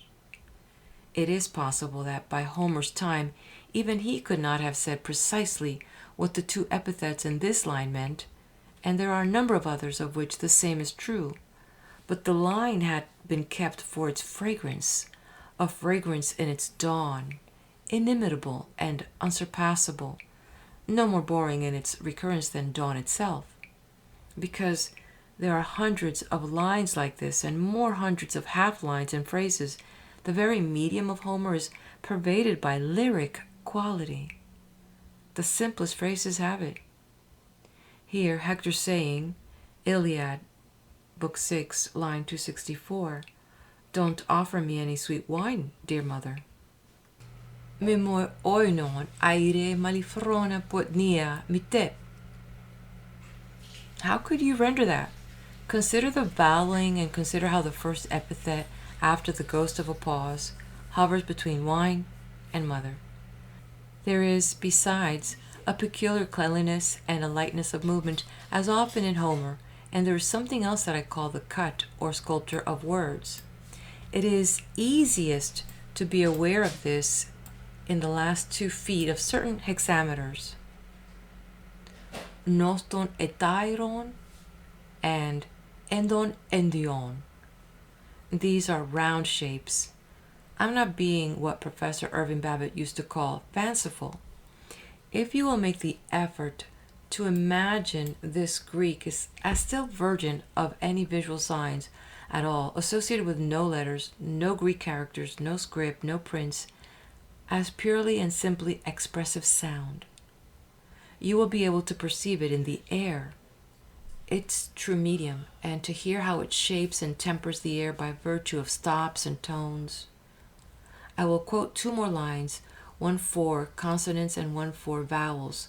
The first is Aphrodite saying in Iliad, Book 5, line 359, "Philica soi nite, commissai, ti me dosti mui ipos,"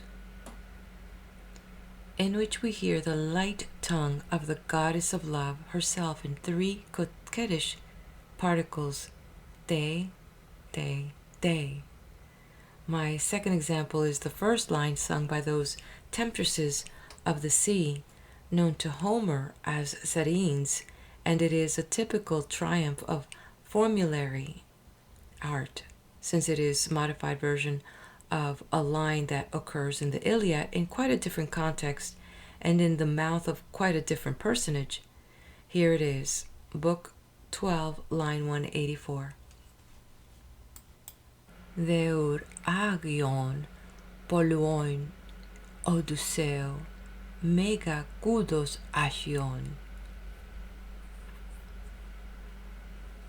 There is a rhythm of anapast and intricate rhyming, deo and seu on the beat, lu on the offbeat, and ku on the beat, ein and I on the beat, on the beat, and woon on the offbeat, and ag turned round widdershins on mega.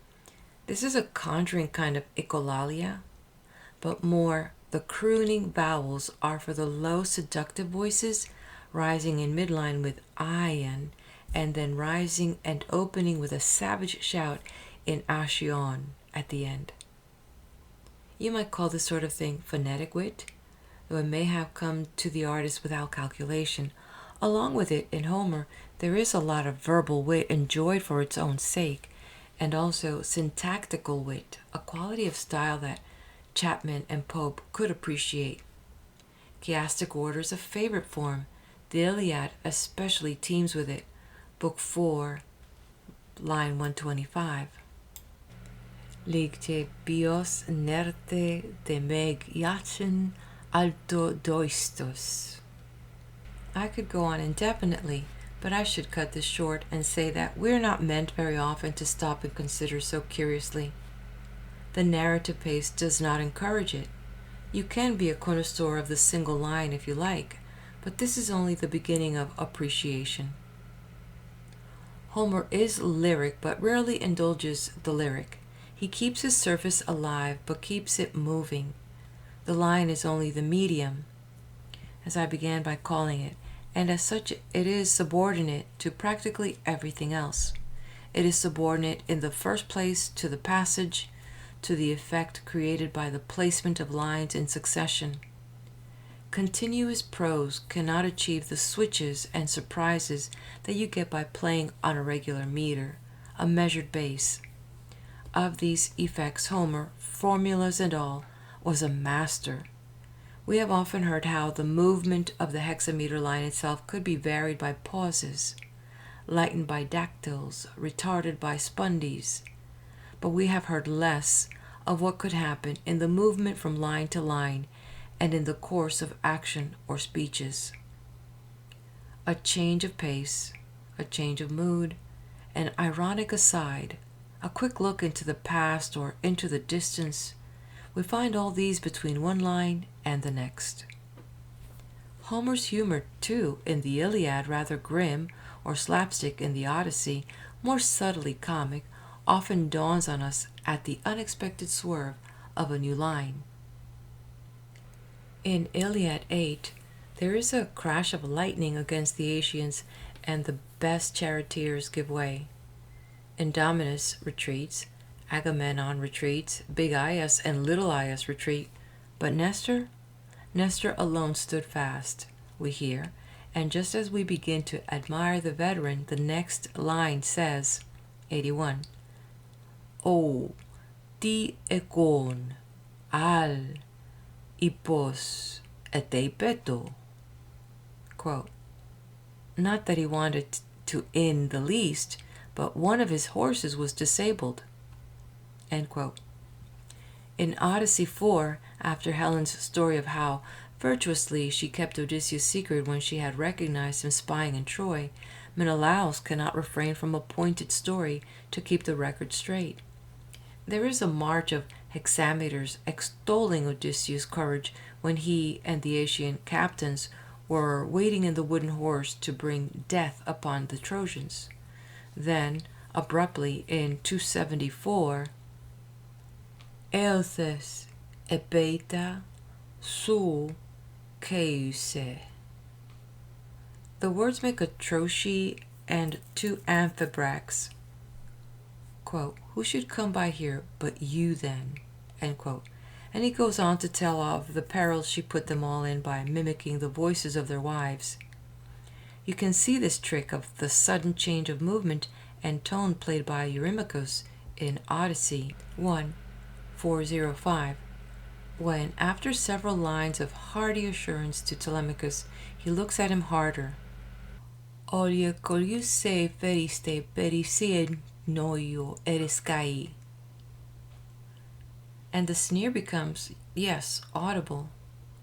Another thing more highly dramatic is, of course, the calculated and graduated heightening of tone or energy throughout a longer passage. For a crescendo of passion, I suppose Achilles' great tirade in Iliad 9:307 cannot be matched, but Odysseus, among his other gifts of gab, has a way of beginning mild and ending deadly.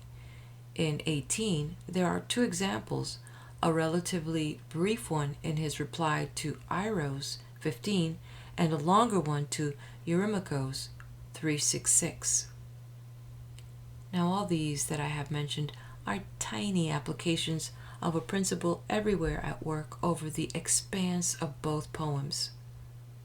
Narrative art lives as a river lives, first by grace of tributaries, in Homer by the continual refreshment of invention and unlooked-for turns, and second by the direction of flow. If in the line and passage the poems are interesting, as they are, heaven knows they are even more interesting in the ways they take as their currents widen. Not that Homer is free of longueurs. The phoenix tale of Meleagros in Iliad 9 strikes me as windy, and in the slow movement of the Odyssey, at least, one of the digressions and retards the pedigree of Theoclymenus was too much even for this virtuoso to bring off. He nods and we nod with him, but almost always the attention of the audience is courted and held. The earliest critics noticed how Homer varied his effects. For an offhand example, Telemachus arrives off Pylos by sea at dawn, arrives at Sparta by land at nightfall. The battles seen in the Iliad are sometimes thought monotonous. In fact, they are prodigiously inventive and differ one from another not only in general shape but in detail. Time after time, it is true, a man falls and his armor clanks upon him, but either he or the man next to him has just been killed in an entirely new way. The formulas give the narrative musical consistency, the innovations keep it alive. The more it is the same, the more it changes. In the very use of the formulas themselves, remarkable effects are got by slight additions or modifications. Penelope's visit to the banquet hall in the Odyssey are formulary. She appears with her maids, she draws her veil down and across her face, she speaks, she retires, weeps, and goes to sleep. The first time, 1:365, after she is gone, the suitors make a din. They all swear they will have her. The second time, 16:413, she appears and retires as before, but there is no din, no swearing.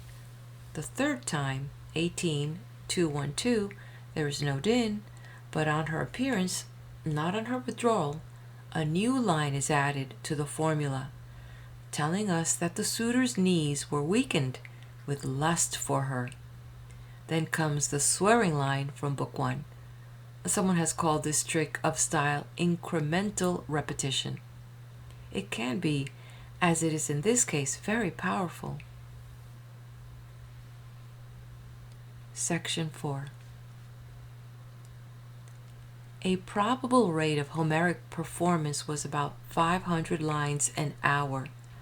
So far as I know, nobody has gone very far with deductions from this fact. The first 4 books of the Odyssey are obviously a narrative and dramatic unit, so are the next 4, and so are the next 4. These are 3 successive waves of action, and each runs to about 2,000 lines or about 4 hours of performance. There's no reason for not regarding this as the duration of a formal recital. If we look again at the second half of the poem, we will see that these 12 books, too, fall into 3 divisions of about the same length: 13 through 16, 17 through 20, and 21 through 24. These 6 divisions could well be considered the true books of the Odyssey, within which the traditional books are like chapters or cantos. Please understand that I have no positive authority for this suggestion. It merely accords with units of probable performance and with the organization of the poem. I would not discard the traditional 24 sections made by Alexandrians who were perhaps following a still earlier tradition. My 6 divisions, at any rate, will help us to see the entire poem in outline. In the first performance, 1 through 4, the last is, of course, foreshadowed if not determined. Olympian decisions are taken. We are introduced on the scene to the situation that is to be remedied, the conflict to be decided, and we are prepared to meet the famous man who has it all to cope with. In the second, 5 through 8, we find him in a distant setting and see him in action, facing other situations, other challenges, making his way back toward the big one that waits him. In the third, 9 through 12, he himself takes over the narration and interests us directly in his past adventures as though he were now the poet before us.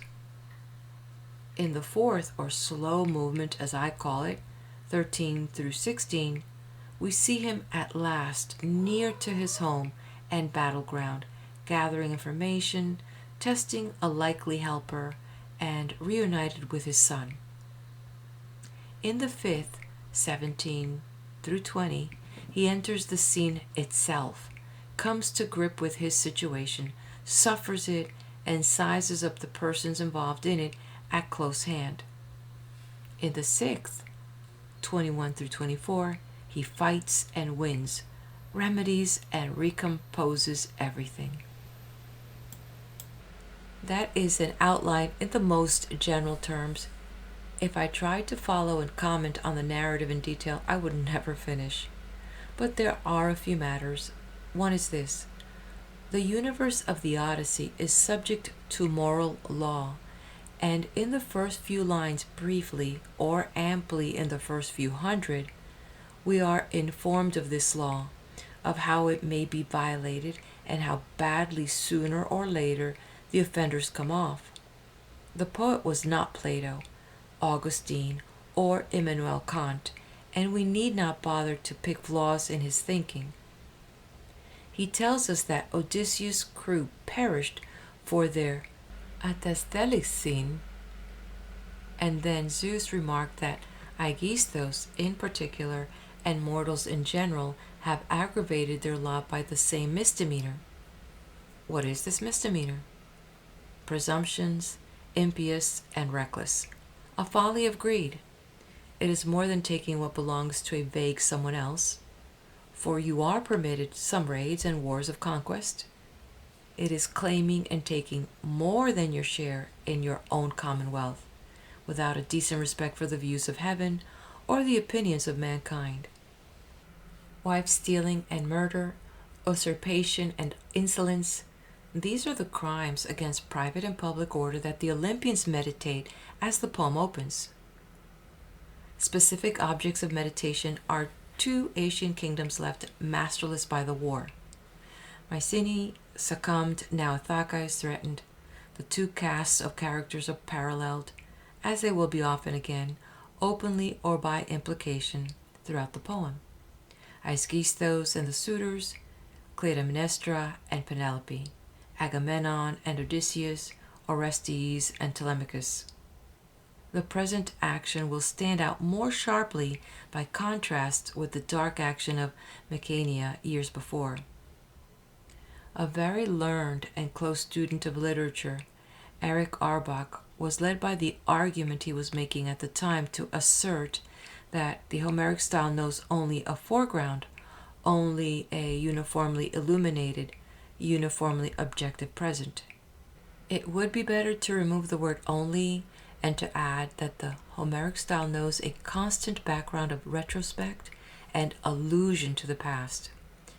It is so in the Iliad, and more so in the Odyssey. In fact, that past of which the events of the Iliad form a part stands everywhere behind the events of the Odyssey, the perspective in which the Odyssey takes place. The relationship between the two poems is fascinating. Clearly, both are drawn from the same great fund of stories about the heroes of the expedition against Troy. Both are composed in the same formulary tradition, and the Odyssey was second in order of composition. Besides, a great many lines of the Iliad adapted or even playfully parodied in the Odyssey. There is one curious bit of evidence that I do not remember seeing noticed. The audience of the Iliad had to be kept straight at every point as to which of the two armies was being referred to, hence a great number of formula lines ending with the Greek for Aeacians, a short syllable, and two longs in any of the plural cases. These line endings were so convenient metrically that they were kept throughout the Odyssey. Even in contexts where they were no longer functional, where it was unnecessary to distinguish Aeacians from anyone else. But no single incident or event of the Iliad is so much as referred to in the Odyssey, and this is so striking. There are also a few odd differences of vocabulary, that it has been possible to argue that the composer of the Odyssey did not even know the Iliad.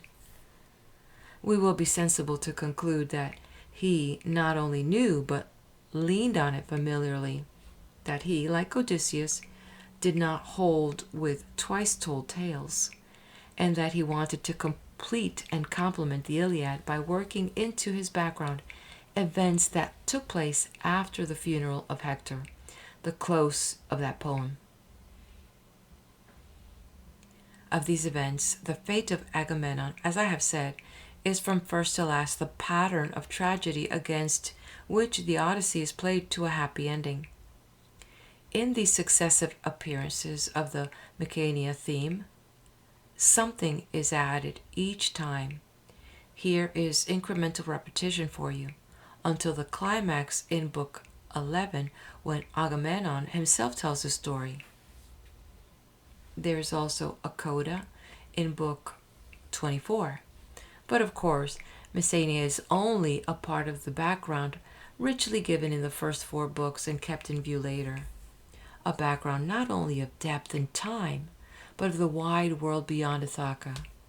To make clear the disorder of that realm, there is first the order of Nestor's kingdom, where sacrifice and prayer are duly offered before meat.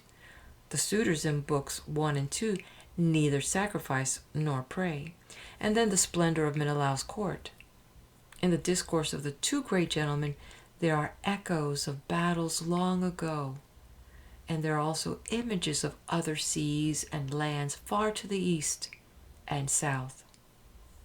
Most important of all, from one book to another in the Telemachia, the figure of the absent Odysseus grows more vivid in what is said about him.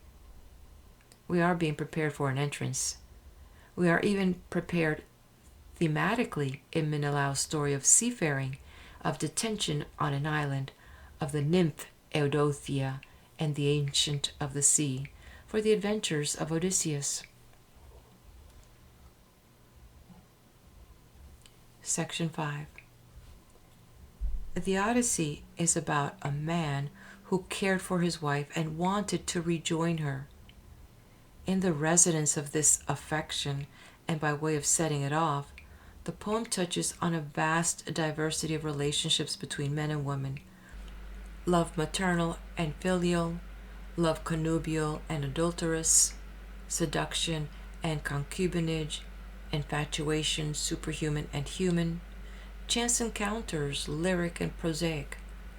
There are many women, young and old, enchantresses and queens and serving maids. In the society, as we say, of the Odyssey, women can be very distinguished. Athena is powerful in the highest circles. Arete holds equal power with her husband in Phaeacia. Helen has been re-established in the power of her beauty, which, if I am not mistaken, she makes Telemachus feel. The honor roll of lovely dead ladies in Book 11 is fully appropriate to this poem. 3 of the principal adventures of Odysseus are with exquisite young women of great charm and spirit, and during each of these episodes the audience must wonder how he can possibly move on. He wants to regain his home and kingdom, it is true, but besides that, as Calypso inquires, what is it about Penelope that draws him homeward? Her distinction is often mentioned, but do we ever see it overwhelmingly demonstrated? I believe we do, or should. The demonstration, however, is dramatic and has been missed by many people, though not by all, through a failure to grasp the nature of the Odyssey as performance. Let me again insist upon it. More than half of this poem is dialogue. We know that in the first centuries after the Homeric poems were written down, they were presented as performances by rhapsodies who had them by heart, and we know them from the Ion of Plato that such performances could be histrionic, highly and effectively so.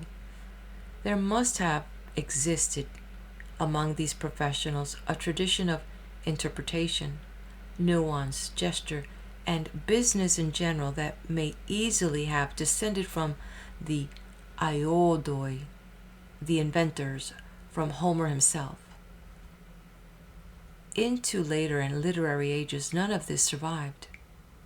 The French Homerist Victor Berard noticed years ago that our text of the Odyssey often resembles an acting script, but no stage directions are included.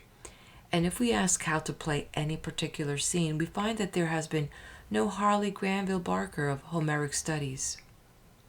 Well, let us at our leisure look into one situation and one big scene that will answer Calypso's question. The purpose of Odysseus determining the action of the poem is to get home and to prevail there.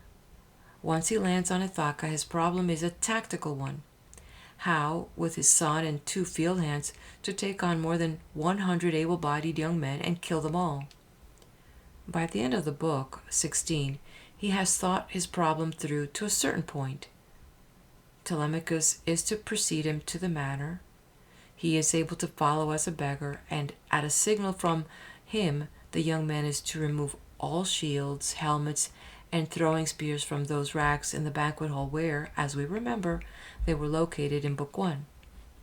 To be exact, not all are to be removed. A few are to be put aside for use against the suitors. My first observation is that this is as far as Odysseus ever goes by himself in planning the final combat. He goes no farther in the course of Book 17 and Book 18. And as if to fix this in our minds, the poet at the beginning of Book 19 has him repeat his previous instructions about removing the arms. In fact, he and Telemachus do the job together. This repetition used to be thought an interpolation. The arms, at any rate, are removed. Let us now consider what does happen in Books 17 and 18. If I am right in dividing the poem into 6 performances, these books with 19 and 20 make up the 5th.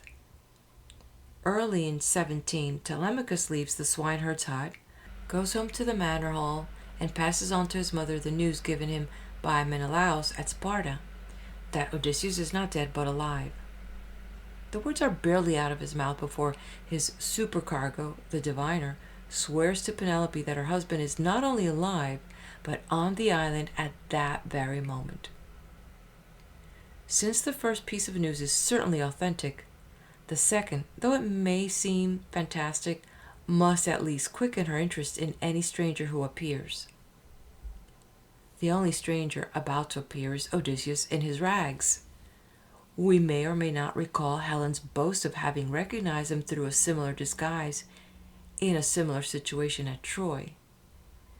If we do, and after all we heard the story only the other evening, our feeling of suspense may be heightened. Presently, strange to relate, Odysseus is in fact recognized just outside the manor. A dying old hunting dog who hasn't seen him for 20 years knows him by the sound of his voice. Odysseus now enters the hall, begging, and one of the suitors banqueting there hits him with a footstool. Penelope has heard the scene from her room. She orders the swineherd to fetch the beggar in case he has news of Odysseus, and the swineherd tells her the beggar does indeed have news. At least he has sworn that Odysseus is nearby on the mainland and will soon be home. If Odysseus comes, he will repay the violence of the suitors, she says, using the future tense for that eventuality in the most hopeful speech she has yet made. At this point, Telemachus, downstairs in hall, sneezes, and Penelope laughs at the good omen, the first time she has laughed in the Odyssey. She goes eagerly to the door, but Eumaeus returns without the beggar, who wishes to put off a meeting until the young men have left the hall for the night. In spite of her impatience, the lady concedes that the stranger is right and is no fool. Are we to suppose here, at the end of 17, that it has even crossed her mind who the stranger might be? For the audience, this is already a very interesting question. The answer is probably not, though it is clear how excited she has become. In the next book, 18, Penelope feels impelled for reasons she cannot analyze to go downstairs among the suitors, to dazzle the young man with her beauty and to be solicitous of the beggar, who has come off well in a fist fight. She is now in the beggar's presence. Is it his presence that prompts her to a rather gratuitous speech, a speech with an air of being to whom it may concern, recalling her husband's instructions when he left for the Trojan War? Her point is that she cannot hold out much longer against marriage with one of her suitors.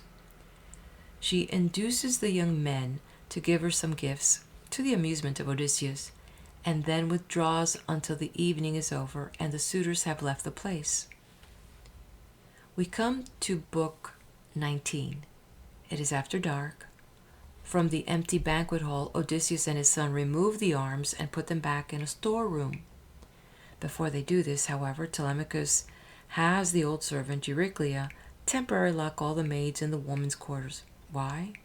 Because among these women there are a dozen mistresses and accomplices of the suitors who are only waiting until the house is quiet to slip out and join their lovers in the town. We already know one of these girls, Melantho, mistress of Eurymachus. When Penelope comes down to interview the beggar by firelight, this girl is with her, as the poet carefully makes us see. The whole interview is conducted in her presence. If she should suspect the identity of the beggar, Odysseus' tactical plan to catch the suitors in hall without spears and trust to Athena will miscarry, to say the least. As the interview begins, Penelope follows the usual formula and asks the stranger who he is. His reply is evasive, though it is moving if we remember that these are the first words he has spoken to her in 20 years. She proceeds to explain to him, a stranger and vagabond, what her predicament is.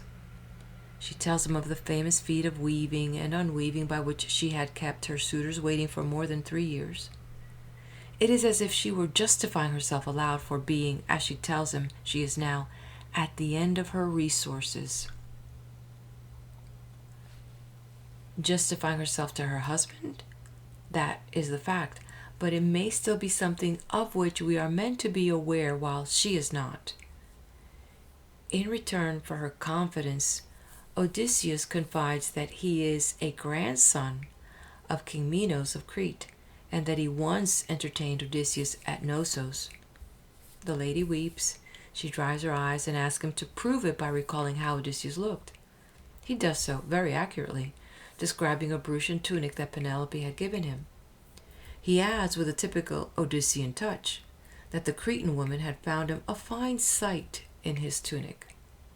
The lady weeps a second time and remarks that she will never lay eyes on Odysseus again. The beggar now contradicts her. He now ventures a speech that, taken along with all that has led up to it, looks like a serious effort to impart information. He not only repeats what he has already told the swineherd, and the swineherd has relayed to her, that Odysseus is on the mainland and coming home, but he swears very solemnly that Odysseus will arrive. 306. Dod autou lucabaon tos. This very aukabas, and between the waning and the new moon. Nobody can be sure what aukabas means, but it may well mean the going of daylight, and the phrase could have the sense before another day passes. As to the phrase about the new moon, there is very little doubt that this is precise. The next day, as we will hear in Book 20, is a feast day to Apollo, and that would be the festival of the new moon, awaited in the evening. So he is telling her twice, cryptically and elliptically, for the benefit of the maids in earshot, that her husband will be home tomorrow. Now we, the audience, must suppose that this lady, who has been represented often as extremely intelligent, will be asking herself with some urgency how the vagabond before her could possibly swear to anything so definite. She is controlled, as usual. She answers that if he were right, he would soon know her love, but no, he can't be right. Odysseus cannot return. She offers him a foot bath, and he declines it unless there is an old maidservant to give it to him. Penelope says there is, in fact, an old woman who nursed Odysseus in infancy, and she tells Euryclea to bathe him.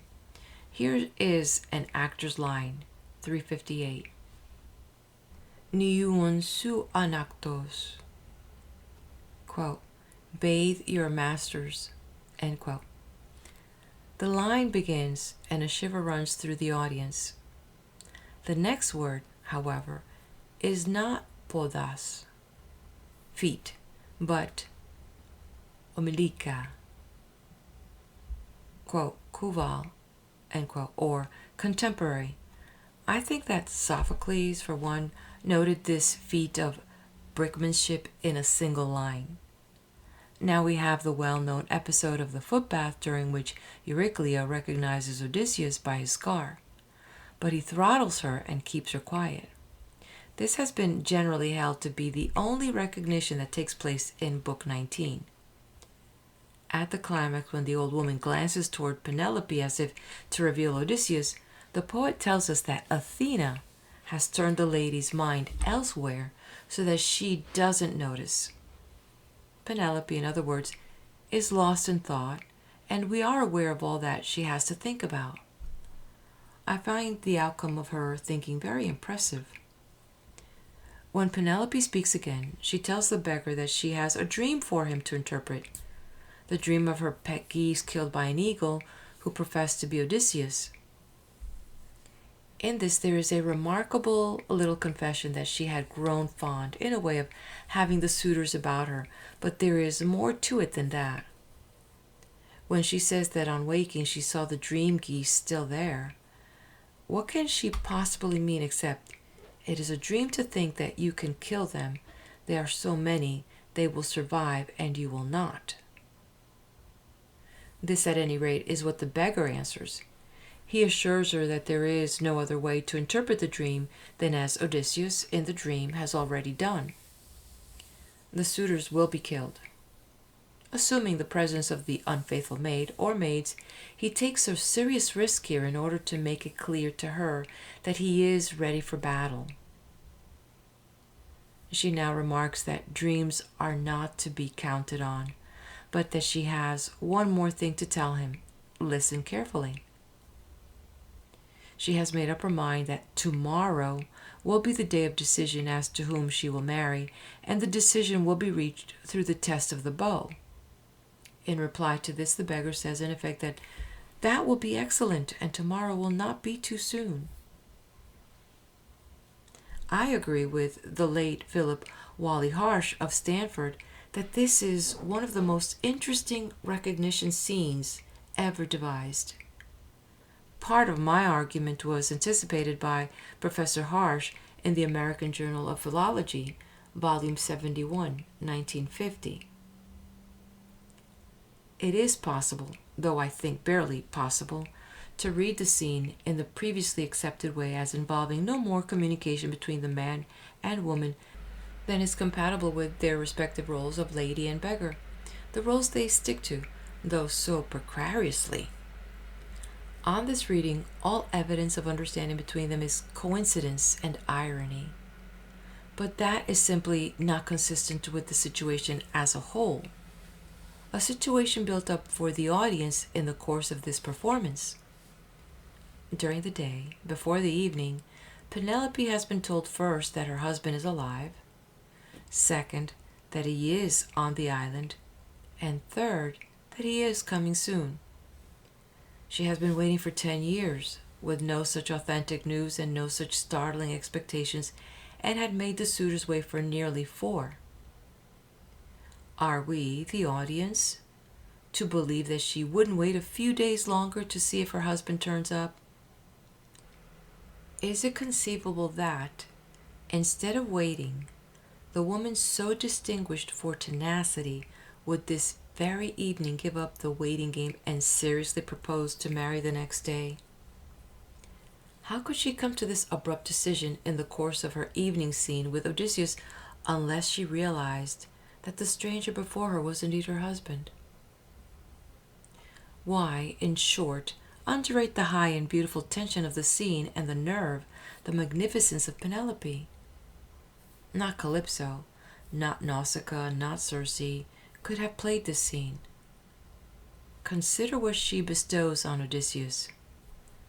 Up to now, his plan of action, as I have noticed, has been fairly desperate. Now it is she, not he, who remembers the big hunting bow that has hung in an inner room since he left Ithaca.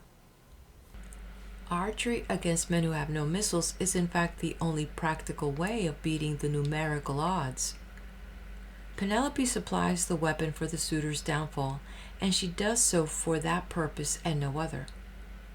At the opening of Book 21, when Athena sends her for the bow, the goddess is said to prompt her to this as the contest and start of slaughter, a phrase that goes naturally by the syntax with what is in Penelope's mind. In the course of that book, it is Penelope who insists at the crucial moment that the beggar be given a try at the bow. She all but literally places it in his hands. I conclude that for the last and greatest of Odysseus' feats of arms, his wife is as responsible as he is. The reason for his affection should now be clear.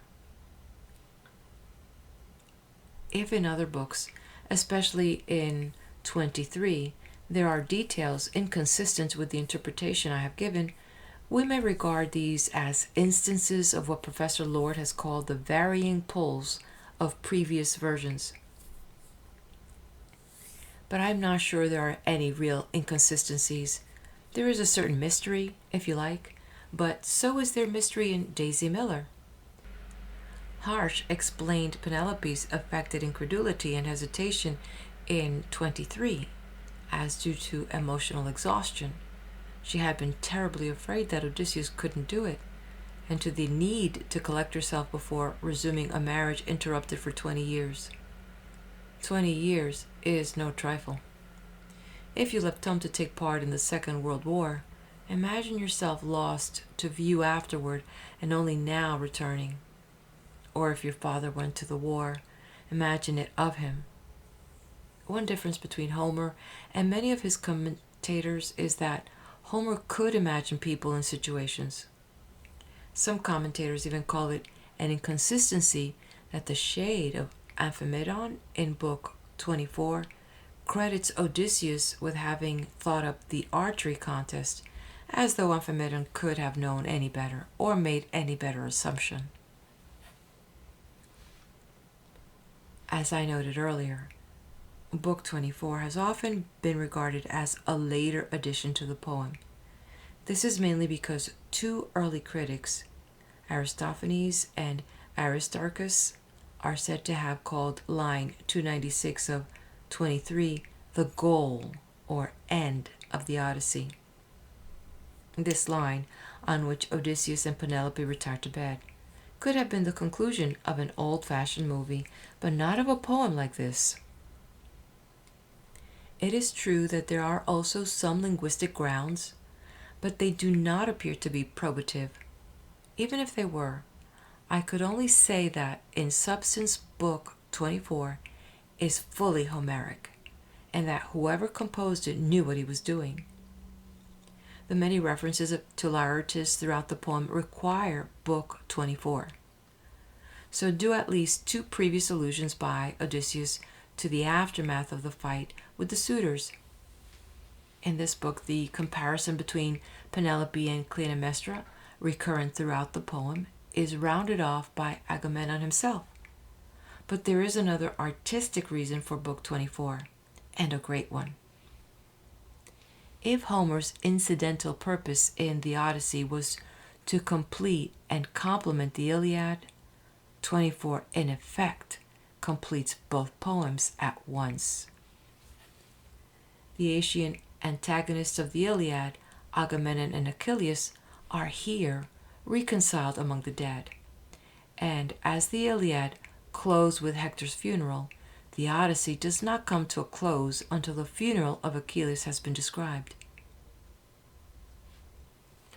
A page or so more and I will have done with my reflections. I have named Professor Lord's book and Professor Harsh's article, each illuminating in its way. Two more books that I have valued are Homer and The Monuments by H.L. Lorimer, Macmillan, London, 1950, and The Poetry of Homer by S.E. Bassett, University of California Press, 1938. Rhys Carpenter on Folktale, Fiction and Saga in the Homeric Epics, University of California Press, 1946, is full of interesting arguments. So, as I have said, is Dennis Page's book on the Odyssey, though I read it rather as a brief than as a judgment. His later book, History and the Homeric Iliad, University of California Press, 1959, is more brilliant still. The most recent good annotated edition is W.B. Stanford's Macmillan, London, 1947, and D.B. Munro's annotated edition of books 18 through 14, with its long appendix, Oxford, 1901, is a superb monument of scholarship and good sense in its time. I am indebted to it for my excision of lines 275 through 278 in Book 1, an excision that obviates one of Page's chief criticisms. I like Munro's statement about telemachia. It secures that gradual heightening of interest, which is the chief secret of dramatic art.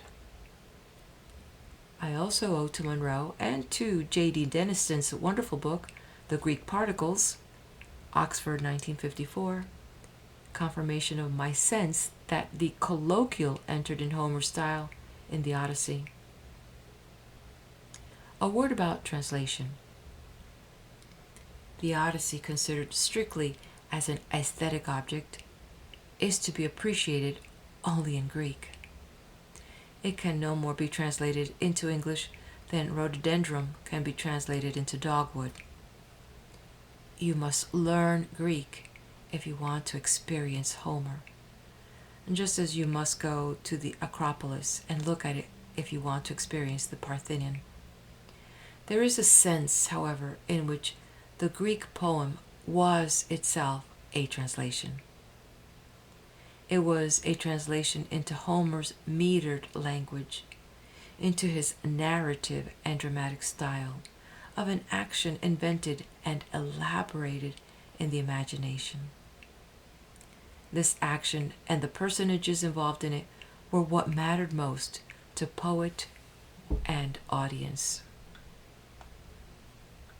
It might be possible to translate or retranslate this action into our language. We may assume that Homer used all the Greek he knew, all the resources of the language available to him and amenable to his meter. 3 or more Greek dialects and perhaps half a millennium of Greek hexameter poetry contributed to Homer's language. So did a wide spectrum of idiom from the hieratic to the colloquial. Anglo-Irish American provides comparable linguistic and poetic resources, a spectrum of idiom comparably wide. If you can grasp the situation and action rendered by the Greek poem, every line of it, and by the living performer that it demands, and if you will not betray Homer with prose or poor verse, you may hope to make an equivalent that he himself would not disavow. Why care about an old work in a dead language that no one reads, or at least no one of those who, glancing at their Rolex watches, guide us into the future? Well, I love the future myself and expect everything of it. Better artists than Homer, better works of art than the Odyssey. The prospect of looking back at our planet from the moon seems to me to promise a marvelous enlargement of our views. But let us hold fast to what is good, hoping that if we do anything, any good, those who come after us will pay us the same compliment. If the world was given to us to explore and master, here's a tale, a play, a song about that endeavor long ago, by no means neglecting self-mastery, which, in a sense, is the whole point. Electronic brains may help us to use our heads, but will not excuse us from that duty. And as to our hearts, Cardiograms cannot diagnose what may be most ill about them, or confirm what may be best. The faithful woman and the versatile brave man, the wakeful intelligence open to inspiration or grace, these are still exemplary for our kind, as they always were and always will be. Nor do I suppose that the pleasure of hearing a story in words has quite gone out. Even movies and TV make use of words. The Odyssey, at all events, was made for your pleasure, in Homer's words and in mine.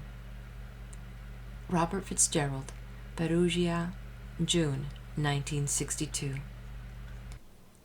End of Postcript by Robert Fitzgerald for his translation of the Odyssey by Homer. Thank you for listening and hanging out with me. Please do hit that like button. And again, if you speak Greek, it was not my intention to butcher it up the way that I did. I have not taken any Greek at all.